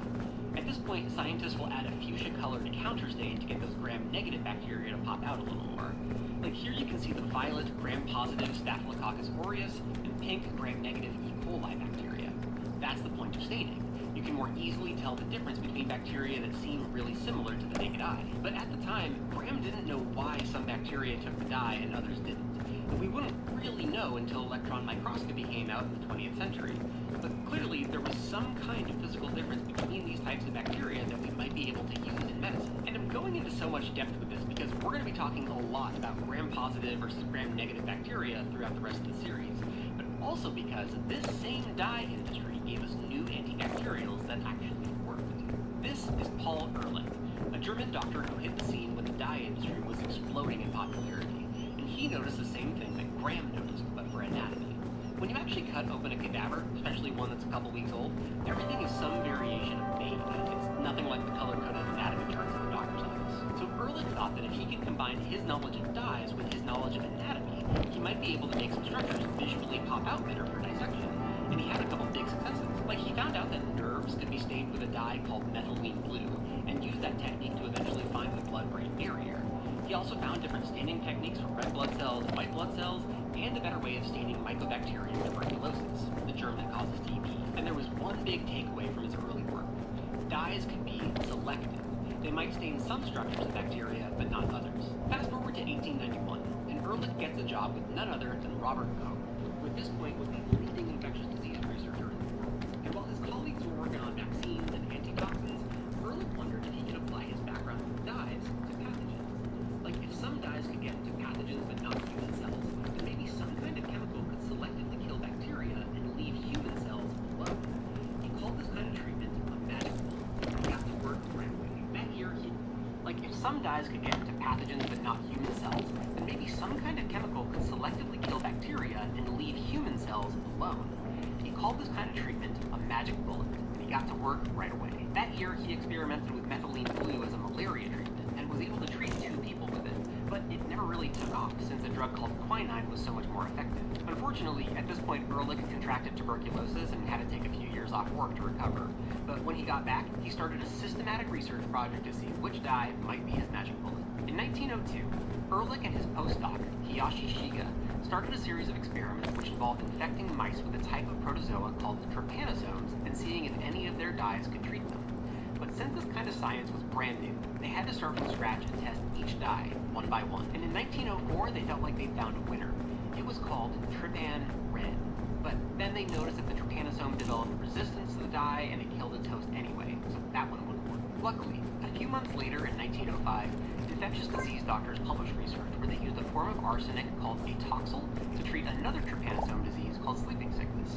The drug had the side effect of wearing down the optic nerve, which left some of their test animals blind, so atoxyl itself wouldn't be the magic bullet.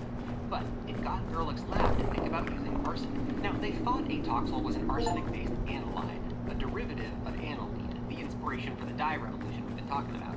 But Ehrlich and his colleagues figured out that atoxyl was a different type of arsenic compound, which meant they could modify it in different ways than aniline. And if they could do that, they might be able to make a successful antibacterial after all. So they went all in on arsenic. Like they tried acetyl-atoxyl, but that made the mice run around in circles because the drug damaged their vestibular nerve. Then they saw that arsinobenzenes weren't as toxic, but not as powerful against the germ.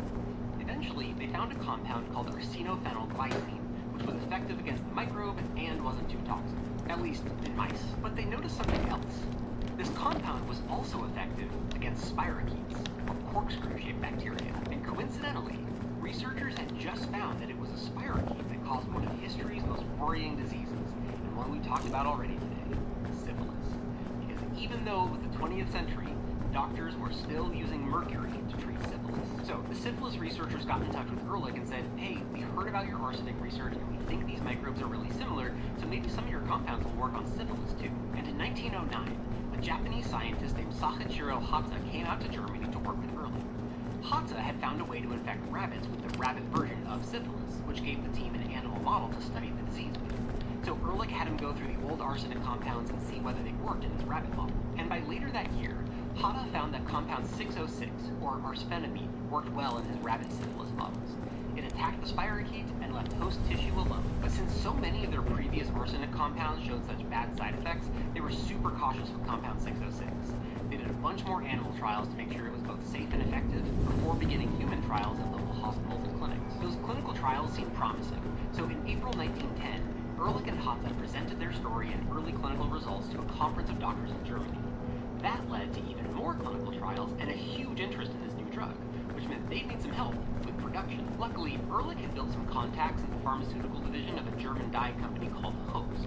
So when his lab all of a sudden needed tens of thousands of doses of this drug, they were the natural partner for production. Hoechst marketed the drug as Salvarsan, the arsenic that saves, and it was an amazing financial deal for everyone involved. Syphilis was everywhere in Europe at the time, and within a year, Salvarsan became the most prescribed drug in the world, and Ehrlich became a superstar.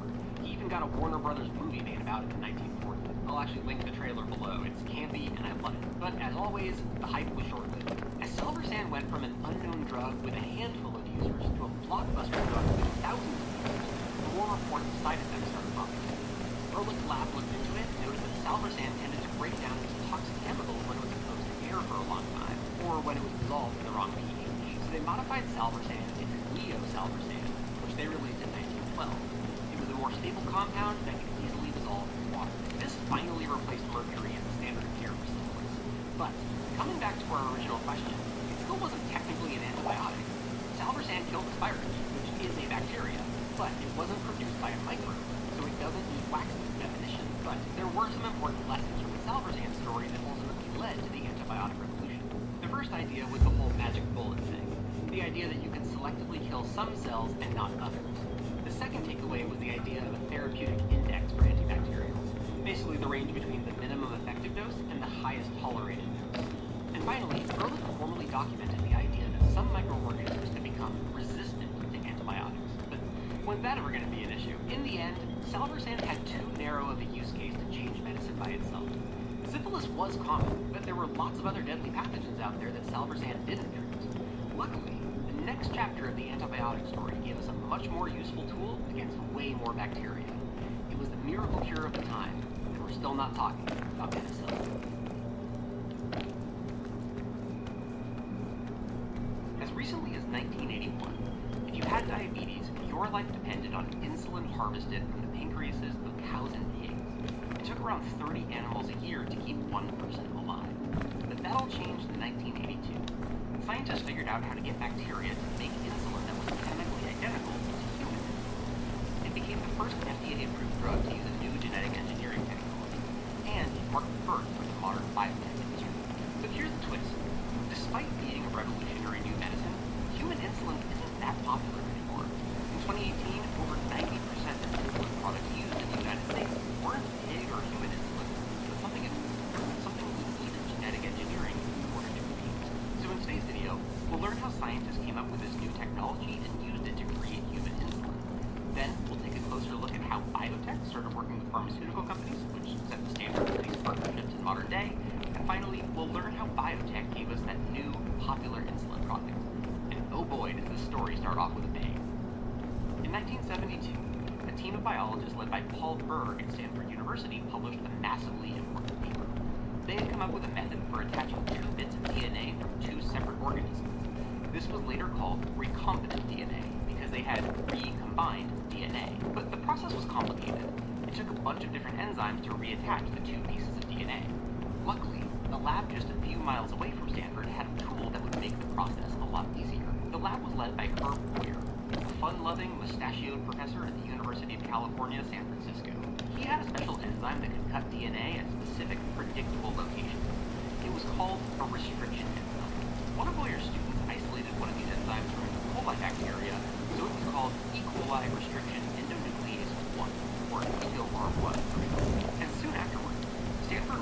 found something unexpected. The EGO-R1 enzyme not only cut DNA in predictable locations, they also left these little overhangs of genetic material on one end with mirror opposite overhangs on the other end. And this was significant because sections of DNA pair extremely predictably. C pairs with G and A pairs with D. So these tips, what they call sticky ends, reattached on their own because they could hook up to the matching sequence on the other sticky end. And on the practical level, sticky ends made it possible to combine genes that contained the mirrored sticky ends, which was anything cut by the EGO-R1 enzyme. So all in all, these restriction enzymes made it much easier to make recombinant DNA. Now, one of the guys keeping up with this research was a Stanford scientist doctor named Stanley Cohen. He was studying circular pieces of bacterial DNA called plasmids. These things allow bacteria to transfer genes to other existing bacteria who can then pass that gene on to their offspring. And Cohen was particularly interested in PSC-101, a plasmid that carried a gene which gave bacteria resistance to certain antibiotics. Up to that point, he'd been breaking up plasmids in a literal blender, which obviously doesn't make for super precise cuts. So this restriction enzyme would be useful in his own work, but Cohen also wondered if he could use recombinant DNA to stick new genes into plasmids. And if he could do that, maybe he could put that new plasmid into a bacteria. So Cohen met up with Boyer at a conference in Hawaii in November of 1972.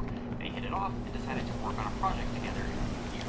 Cohen would bring his plasmid expertise and Boyer would bring his restriction enzyme. Biologists call this an absolute party. On the day-to-day, they'd cut up Cohen's plasmid with the EGO-R1 enzyme, then cut up a different plasmid and combine the two. From there, they would check their work using a process called gel electrophoresis. This process separates fragments of DNA by size, so smaller pieces of DNA travel further through this little gel, while big pieces stay close to the starting line. It's a super common method these days, but it was still pretty new at the time. This process let them compare their hybrid plasmid with plasmids that they knew had the gene of interest. Right? They're checking that the right gene made it into the new plasmid. And by March, they succeeded.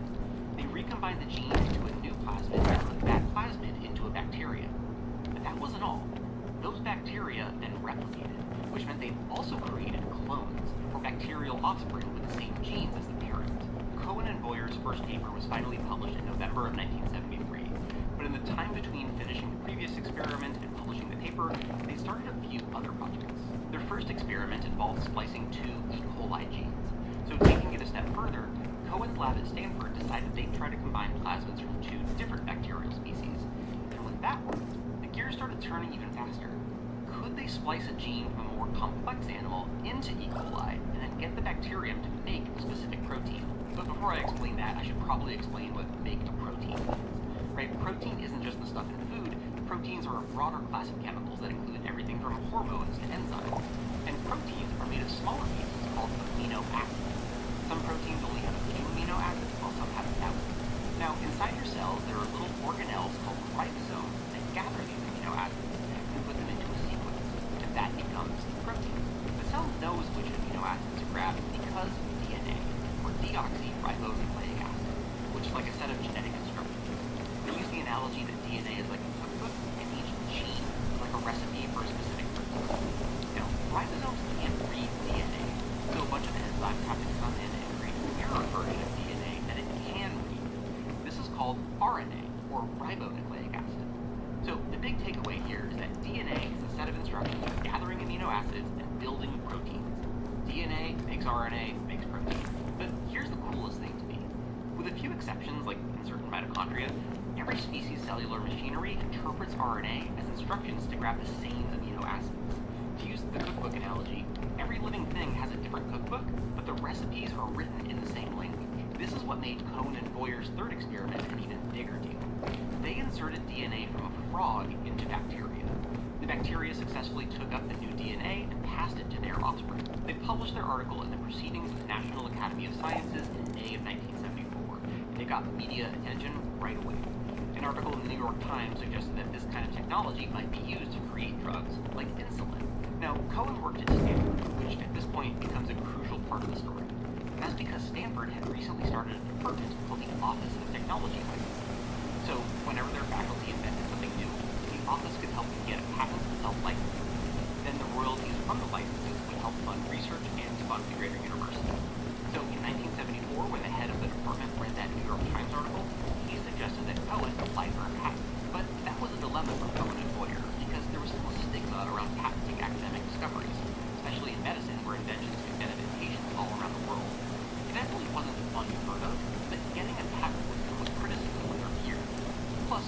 research had received government funding from the National Institute of Health, or NIH, so neither Cohen nor Boyer thought they'd even be eligible for a patent. Cohen was especially worried about the ethics. According to a story he wrote 40 years later, quote, "My first reaction was quite negative. Could findings of basic research funded by the public be patented? And should they be?" The head of the Office of Technology Licensing talked to Cohen and told him that if they did file a patent, it would get the technology out to other researchers more quickly.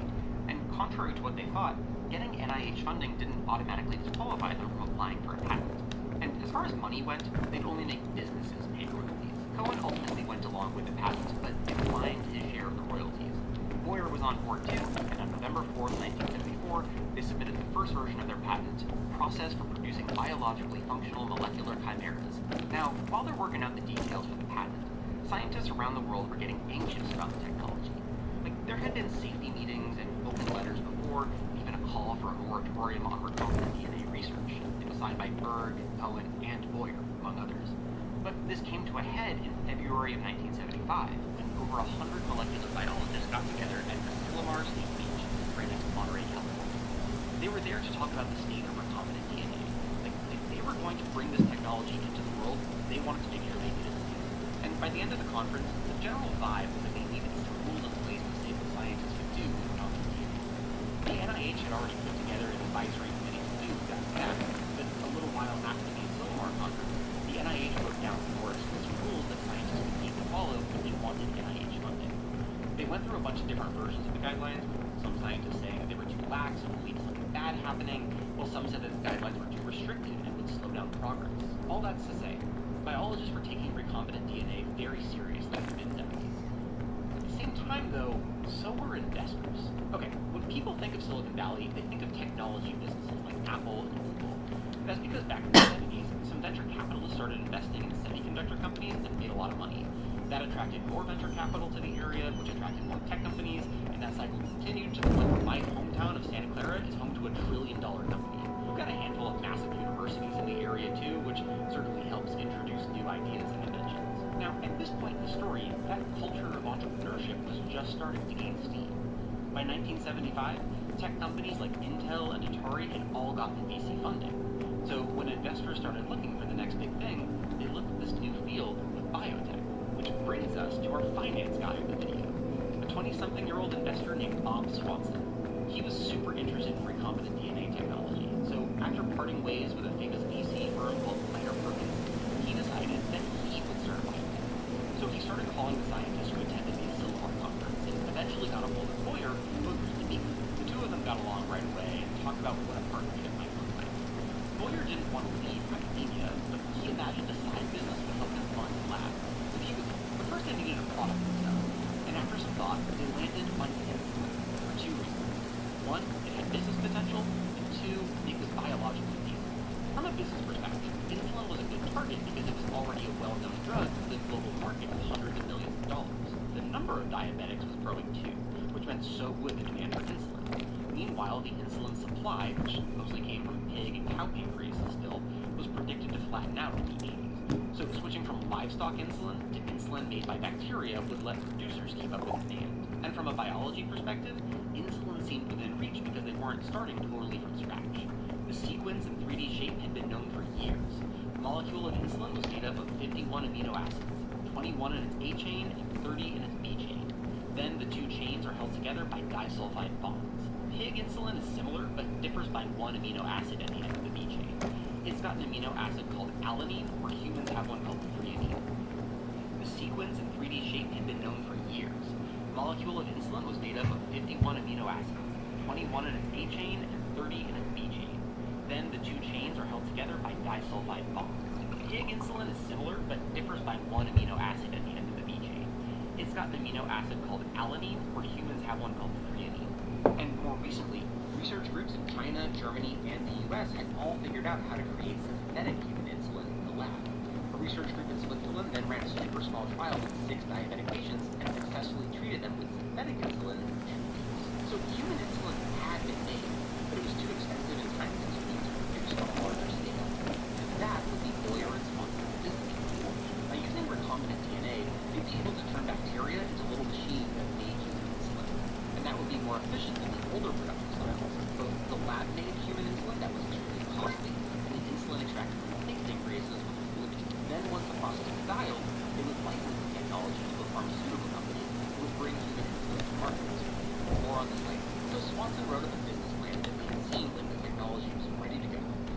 doing the extremely Silicon Valley thing of exaggerating so that their business would seem like a good investment. But it worked.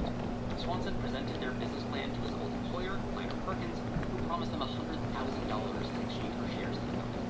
So on April 7, 1976, Swanson and Boyer formally founded Genentech, a portmanteau of genetic engineering technology. Just one little problem. Boyer and Cohen assigned the rights to their patent to their universities, so Boyer could automatically use it. And without a license to that patent, Genentech's business model wouldn't work. So Swanson went to Stanford's licensing office and came away with a non-exclusive license. While Swanson wanted a more exclusive license at first, Stanford wanted other institutions to be able to use the patent, so they went with a non-exclusive. Awesome. Now Genentech needed a lab. And while Boyer's lab at UCSF would be convenient, they received funding from the NIH, and Boyer didn't want to mix company research with government money. So in August 1976, Swanson struck a deal with the university. Genentech would fund Boyer's lab in exchange for exclusive licensing rights to new recombinant DNA products created as a result of the funding. Private funding wouldn't cross-string with public funding. Finally, NIH guidelines that if you study DNA from a human source, you'd have to use special high-security research facilities. Private companies didn't have to follow the guidelines, but Genentech followed them anyway. Now, there was an exception to the NIH guideline. If you studied synthetic DNA, you could use a lower security lab, and Genentech knew a facility that would be perfect to work with, the City of Hope Medical Center near Los Angeles. They were one of the only facilities around who could synthesize DNA. Plus, Boyer had collaborated with two of their scientists, Arthur Riggs and Geichi Itakura. He could vouch for the quality of their work. Now, Boyer proposed starting on insulin right away, but Riggs and Itakura weren't as confident. Instead, they proposed an experiment with somatostatin, a smaller, simpler protein just 14 amino acids long compared to insulin's 51. There wasn't much of a market for somatostatin, so this was more of a proof of concept experiment than anything else. Boyer agreed and said that Genentech would fund it, so Swanson raised a bunch more money, including another $100,000 from Kleiner Perkins. Somatostatin research at the City of Hope would finally start around February of 1977, but it was far from simple. One of their biggest challenges was getting E. coli to read the entire gene. So even though somatostatin is small, the team decided to make the gene in smaller pieces. City of Hope started by creating the synthetic gene in fragments, then they'd ship them up to San Francisco, where Boyer's lab tried to figure out how to attach the fragments together and clone the gene. Then they'd send it back to LA, where City of Hope would see if any somatostatin popped out of the material. And at first it didn't work, but then the scientists realized something. There was a chance the cell was making the protein, but enzymes in the bacteria were breaking it down before the scientists could detect it. So they pivoted to a totally different strategy. If they could make a gene coded for somatostatin plus a big protein tail, maybe that would let it survive the disruptive enzymes. And it worked.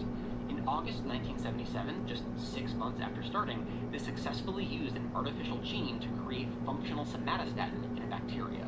They published their results in Science in December 1977. So now that they'd shown they could make human proteins with recombinant DNA, Swanson decided it was time to invest in their own facility. They bought a warehouse in the city of South San Francisco, which is the biotech hub of the Bay Area these days. You'll actually see Genentech's name on a sign welcoming you to the city when you get off of Highway 101. But once again, this is a business, so they needed even more money to cross the finish line. Swanson knew he couldn't keep tapping VCs for money, but if he could partner with a large pharmaceutical company, that might give Genentech more consistent and dependable funding. Plus, if they did it right, they wouldn't just get money, they'd get access to a team who knew regulations and the FDA approval process. The ideal partner would be any of the 4 main insulin producers in the world at the time. Eli Lilly was the biggest with about 40% of global production. They were followed by Novo with 25%, then Germany's Hoechst with 8%, and Nordisk with 5%. Also, once again, I'm sorry to the German speakers out there, it is what it is. They talked to Novo and Hoechst first, but couldn't strike deals with either, so they turned to the American companies. Eli Lilly sold the vast majority of insulin in the US at the time, while a smaller company called ER Squibb made up most of the rest of the market. So Genentech met with Squibb first, thinking that they'd see recombinant DNA as a competitive advantage over Lilly, but Squibb's consultant didn't think the product would work, so they said no. Lilly, on the other hand, was looking for something new. Cow and pig insulin sometimes triggered allergic reactions in humans, so they wanted a version that wouldn't cause those issues. But recombinant insulin would also fix their supply problem. It took a lot of pig pancreases to make a dose of insulin. Recombinant DNA in bacteria would give them a renewable insulin factory, making things more urgent though. A research team at Harvard were using a different type of genetic engineering technology to make rat insulin. Their team's main researcher had co-founded a company in Switzerland called Biogen with the goal of producing and selling human insulin. Plus, the Danish companies were planning to enter the US insulin market soon. So, after learning about Genentech, Lilly's head of research took a meeting with Swanson. Lilly was interested in the technology, but they knew there were still risks. So, they hedged their bets in a few ways. At first, they would fund Genentech's insulin research at $50,000, and then when they met certain criteria, Lilly would increase the payments. With funding secured, Genentech scientists got to work. Their plan was to synthesize genes from the A and the B chains separately, then combine them after the bacteria had produced each chain. But joining the two chains together was a big challenge. Luckily, after a bunch of failed attempts, they figured out that the B chain was contaminated with proteins that kept it from linking to the A chain. Shortly after realizing that, Dave Goodell, a researcher they brought on from the Stanford Research Institute, successfully joined the two chains, which meant that on August 21st, 1978, they took it. Scientists created the first synthetic human insulin made with recombinant DNA. They published the paper, Expression in Escherichia coli, Synthesized Genes for Human Insulin, January 1979 issue of the National Academy of Science. Now, if this were purely academic, I'm sure the team would have celebrated for a week.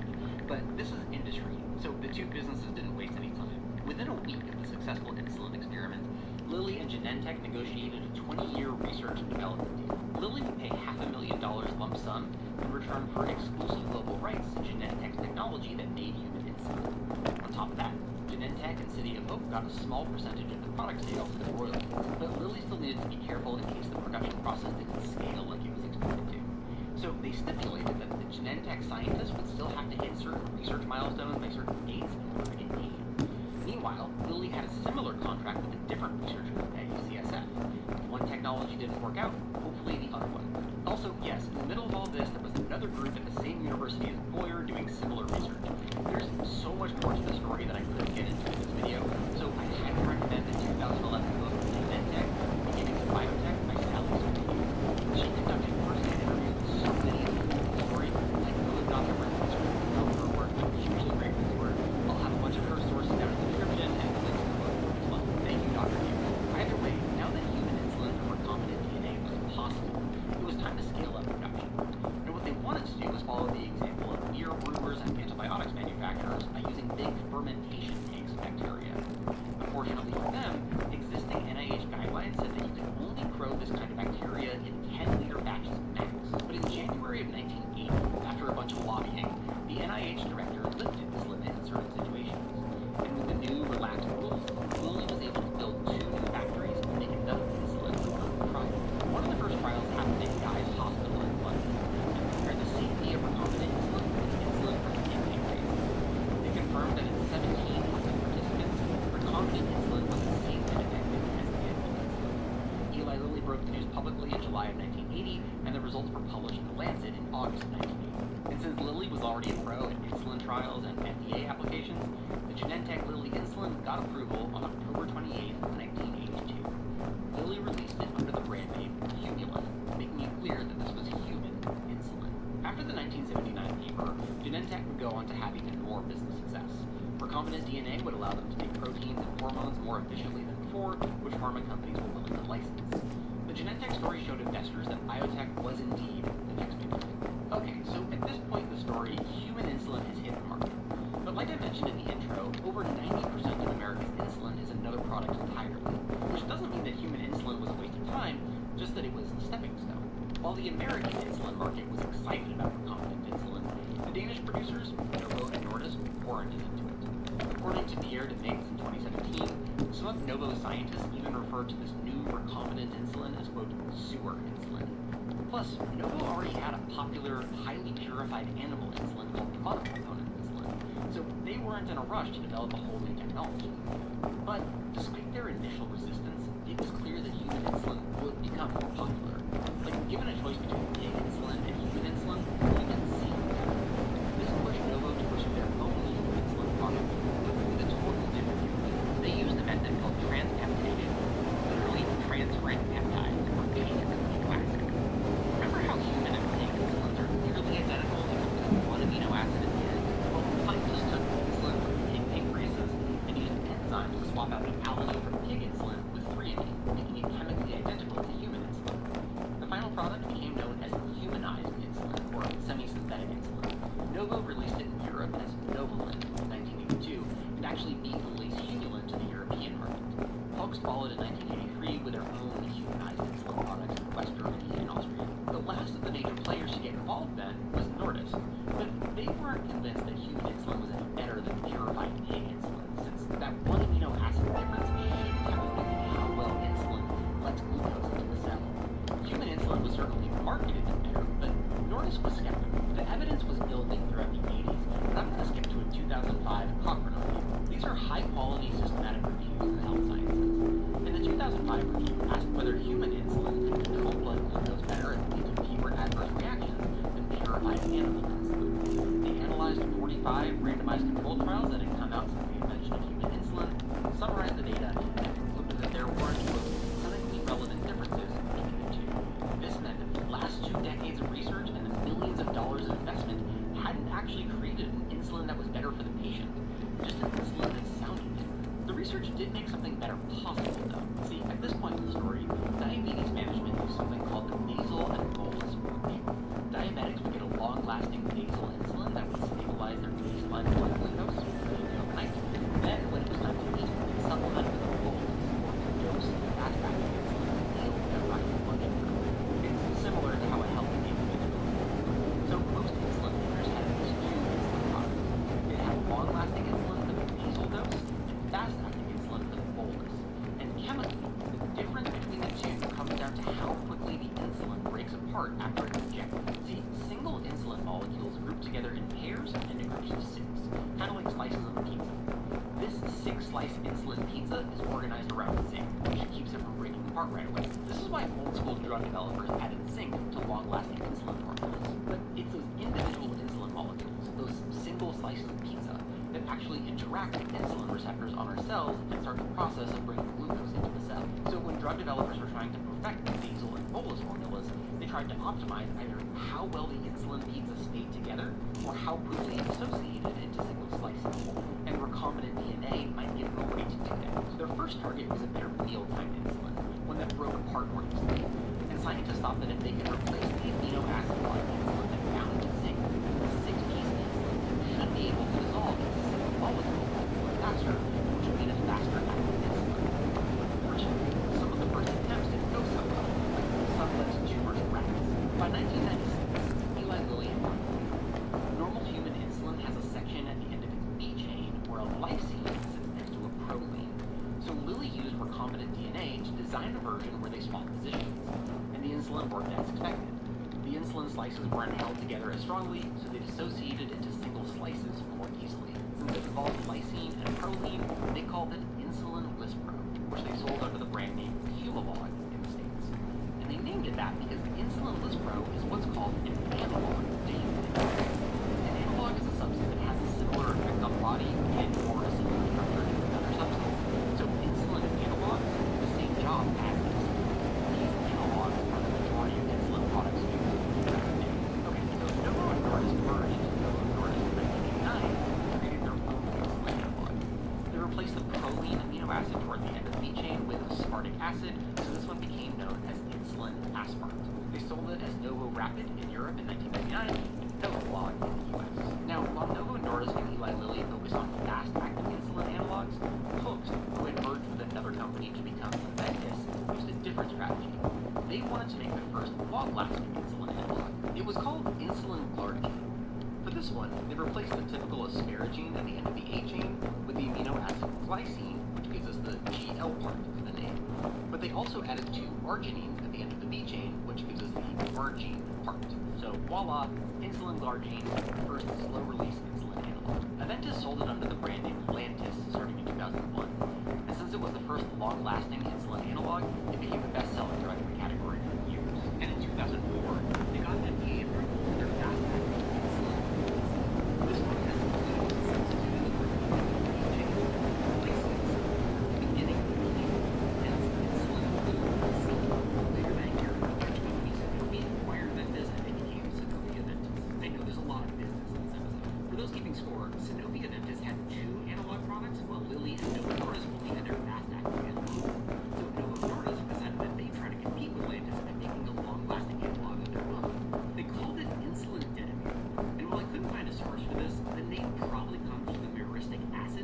added to the end of a modified PG. I'll talk about this at length in the next video about GLP-1s, but Novo Nordisk found that these fatty acids could get molecules to bind to albumin in the blood serum, which created a chunky molecule that stayed in the bloodstream for longer. Insulin denomir got FDA approval in June 2005, and Novo Nordisk released it as 11-year. Meanwhile, Eli Lilly still didn't have long-lasting insulin analogs. Instead, they decided they just make generic insulin large. Lilly sold it under the brand name Nexalar. They were not told they made insulin, which is cheaper than the brand. Then, Nordisk came out with another insulin Nexalar. Compared to insulin denomir, it had a longer fatty acid chain, lasted longer, and only required 1 shot per day instead of 2. Okay, so I know I just spent through like 25 years of drug development, but it's all for the sake of showing an overarching trend.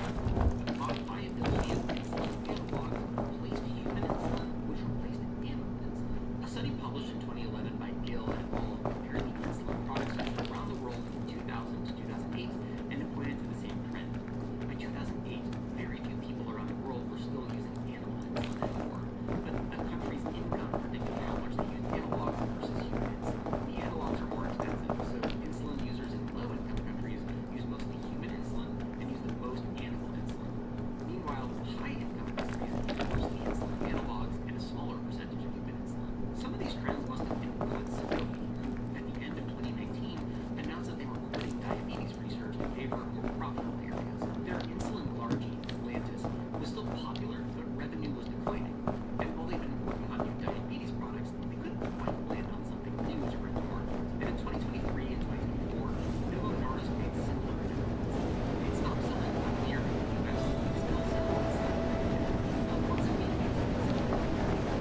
They weren't stopping insulin production, just scaling back supply. Plus, some of their other diabetes drugs were taking priority. From that in the GLP-1 video, which meant we'd come full circle. Scientists spent all that time and money to develop new human insulin, only for the biggest insulin makers to pull back 40 years later.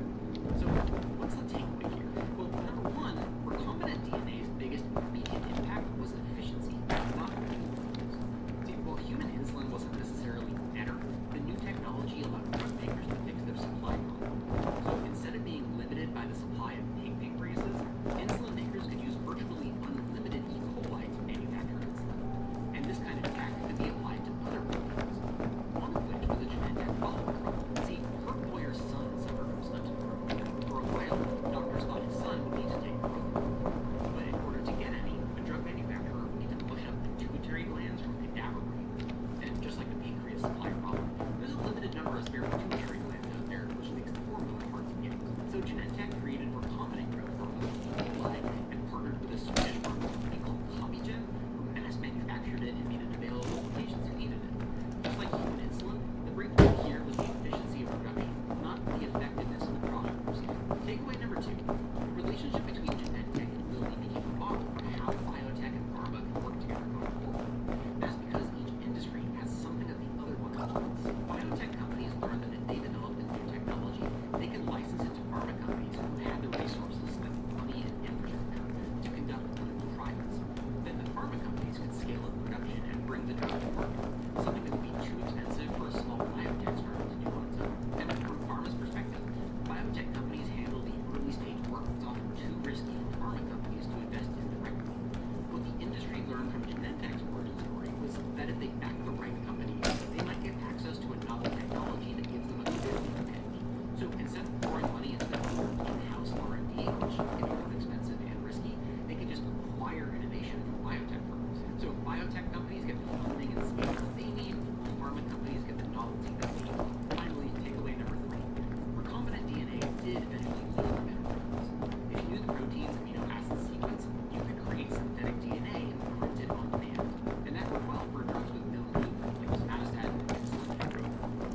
But it also allowed drug developers to tweak those drugs into analogs with different properties.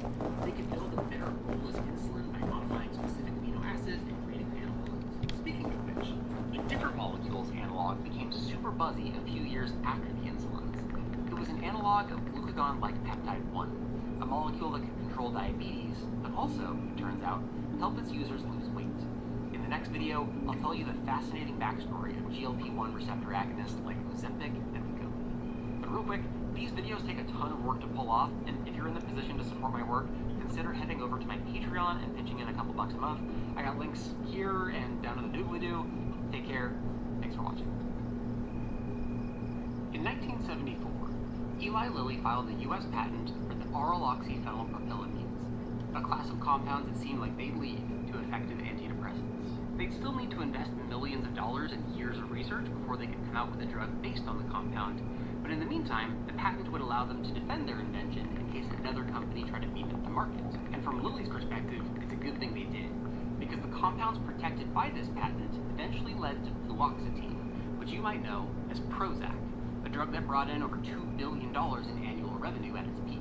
This kind of patent protection is one of the most important strategies in the pharmaceutical industry and has a major impact on what kind of drugs get developed and how much they cost. But it didn't used to be this way. Up until relatively recently, almost every country in the world excluded drugs from patent protection. The United States was an important exception. So I had two research questions for this video. Number one, how did the medical community transition from opposing patents to accepting patents? And number two, how did we end up with the drug patent system that we have today? As usual, we should probably start by defining what we're talking about. In the United States, a patent grants an inventor an exclusive right to make, use, sell, and import their invention into the US for 20 years. The inventor doesn't have to do any of those things, but they can legally exclude others from doing so. Since patent holders are the only ones allowed to sell their patented product, they get a temporary monopoly on the market for that product. And this grants patent holders the ability to charge higher prices than they would be able to in a competitive market. They risk the time and money to invent a thing, and the system rewards them for it. Although, individual patents are only protected by their assigning country. So if you patent an invention in the US, it isn't automatically patented in Japan. The United States has had some kind of patent law since 1790. And while specifics have changed over the years, the main idea is that these laws are supposed to reward innovation in the short run and benefit society in the long run. For example, Seth Wheeler patented perforating toilet paper rolls in 1891 and made money off it while it was under patent protection. Then when the patent expired, TP manufacturers were able to use the design and society benefited from it. But of course, drugs are not toilet paper, and people have always held the intellectual property of medicine to a different standard. The story starts in the mid-1800s, when the popular opinion in medical circles around the world was that patents did not belong in healthcare, period. It didn't matter if it was for a drug or a medical device. If someone made an advancement in health tech, then ethically, they should share it freely and transparently. But the legal situation looked a little different. Like, most European countries passed laws that flat out said you couldn't patent medicine. Meanwhile, some countries like Japan allowed patents on medical devices and machinery, but not medicines. And some like the UK and its colonies did allow drugs to be patented. But the United States was always a bit of an outlier. In 1849, American physicians tried to pass a law prohibiting drug patents in the States, but it never became law. It was still heavily frowned upon, but the result was that drug patenting stayed legal in the States while it was illegal in other high-income countries. Now, there were doctors and salesmen who did take out patents from the patent office, but they just kind of ignored the criticism from their peers. For example, the team who popularized ether, the first surgical anesthetic, patented the drug in the US. And even though anesthesia was the biggest advancement in surgery at that point, some American doctors still advocated against using it just on the grounds that it was patented. So, we had patented medicines, but there was also this separate category called patent medicines. In this case, patent refers to letters patent, originally granted by the English government. This was a kind of intellectual property protection, but patent medicine sellers almost never filed patents with the US Patent Office. It was more of a patent for the name on the label as opposed to the ingredient in the bottle. And their label was really all they had. Sometimes patent medicines would have useful ingredients, but oftentimes they were just alcohol and herbs. Also, they almost never revealed their formulas, and they could get away with it since there was zero regulation on these things. This is where we get the term snake oil salesman. Snake oil was the name of a famous patent medicine. Not surprisingly then, they relied heavily on marketing. Like, there was a New York patent medicine salesman that spent $100,000 a year on marketing his pills, and this was in 1849. That would be almost $4 million today. By 1900, patent medicine sellers accounted for more than half of American newspaper advertising revenue. That same year, patent medicines accounted for over 70% of drugs sold in the US. Orthodox physicians hated both patent medicine salesmen and doctors who patented medicines. They thought both groups were greedy monopolists and unscientific quacks. Because if their medicine worked, then their secrecy prevented the medical community from understanding why it worked. And if it didn't work, then they were grifting gullible consumers into buying worthless products. These doctors were so opposed to secrecy and monopolies in medicine that they explicitly condemned patents in the very first code of ethics from the American Medical Association. It said, quote, "Derogatory to professional character is it for a physician to hold a patent for any surgical instrument or medicine, or to dispense a secret nostrum, whether it be the composition or exclusive property of himself or of others. For if such nostrum be of real efficacy, any concealment regarding it is inconsistent with beneficence and professional liberality. And if mystery alone gives it value and importance, such craft implies either disgraceful ignorance or fraudulent avarice." The code discouraged physicians from even recommending patented medicine, really putting as much distance as possible between monopolies and medicine. The early American Pharmaceutical Association had a similar position. Their 1848 ethical code included a section saying that any useful information about drug discovery should be made publicly available for everyone to benefit from. Although, pharmacies usually sold and made money from patent medicine. And hey, I get it. You gotta pay the bills. Now, there was another group of drug makers who were dedicated to only producing drugs with explicit, known recipes.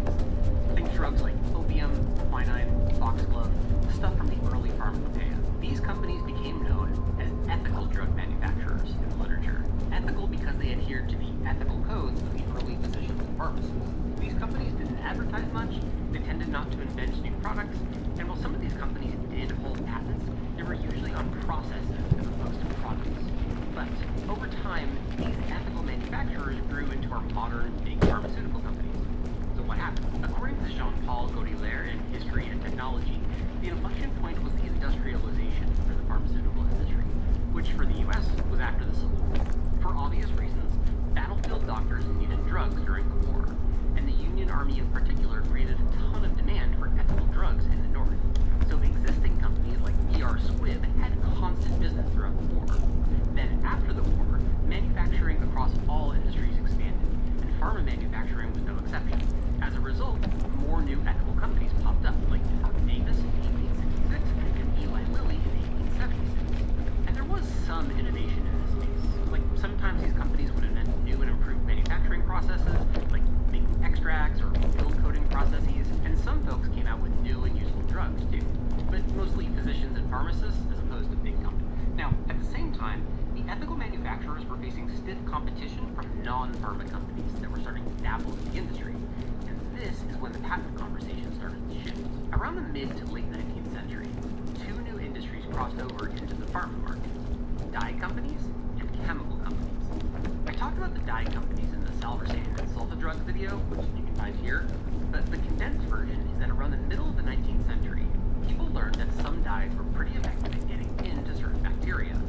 This led scientists to design chemicals that selectively targeted germs while leaving our healthy human cells alone. And voila, antibacterial medicines. The chemical companies were a little different. See, while the pharma and chemical industries were separate things in the US, they were more tightly linked in other countries. Most notably for our story, in Germany. These companies tended to treat science the same way they treated manufacturing. They brought the chemistry and microbiology in-house and built research facilities to discover new drugs. But of course, this research is expensive, so the chemical companies were some of the first to lobby for ethical patenting of drugs, regardless of what the American Medical Association said. They argued that drugs were just another industrial chemical product to commercialize and market. Now, these lobbying efforts didn't go anywhere until after World War II, but we'll get there. For the rest of the 19th century, non-American companies dominated the U.S. ethical drug market. Since the U.S. was one of the only countries that allowed patents on drug products, foreign companies were happy to do business in the States. According to a report in the census of 1900, non-American companies held more than 90% of the American patents in different chemical categories. This let them jack up drug prices for American consumers. Depending on the product, the same drug would cost twice as much in the U.S. compared to Canada. And even though doctors weren't supposed to use patented products from an ethical perspective, it was hard to ignore how well these drugs worked compared to anything else.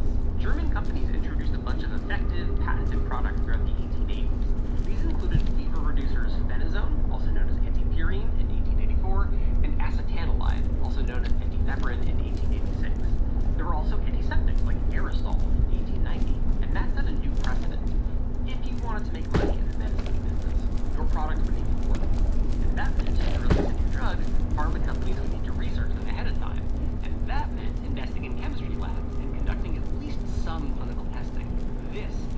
classic patent argument comes from. It takes a massive investment of time and money to come out with a single drug, and in order to recover that investment, you need the patenters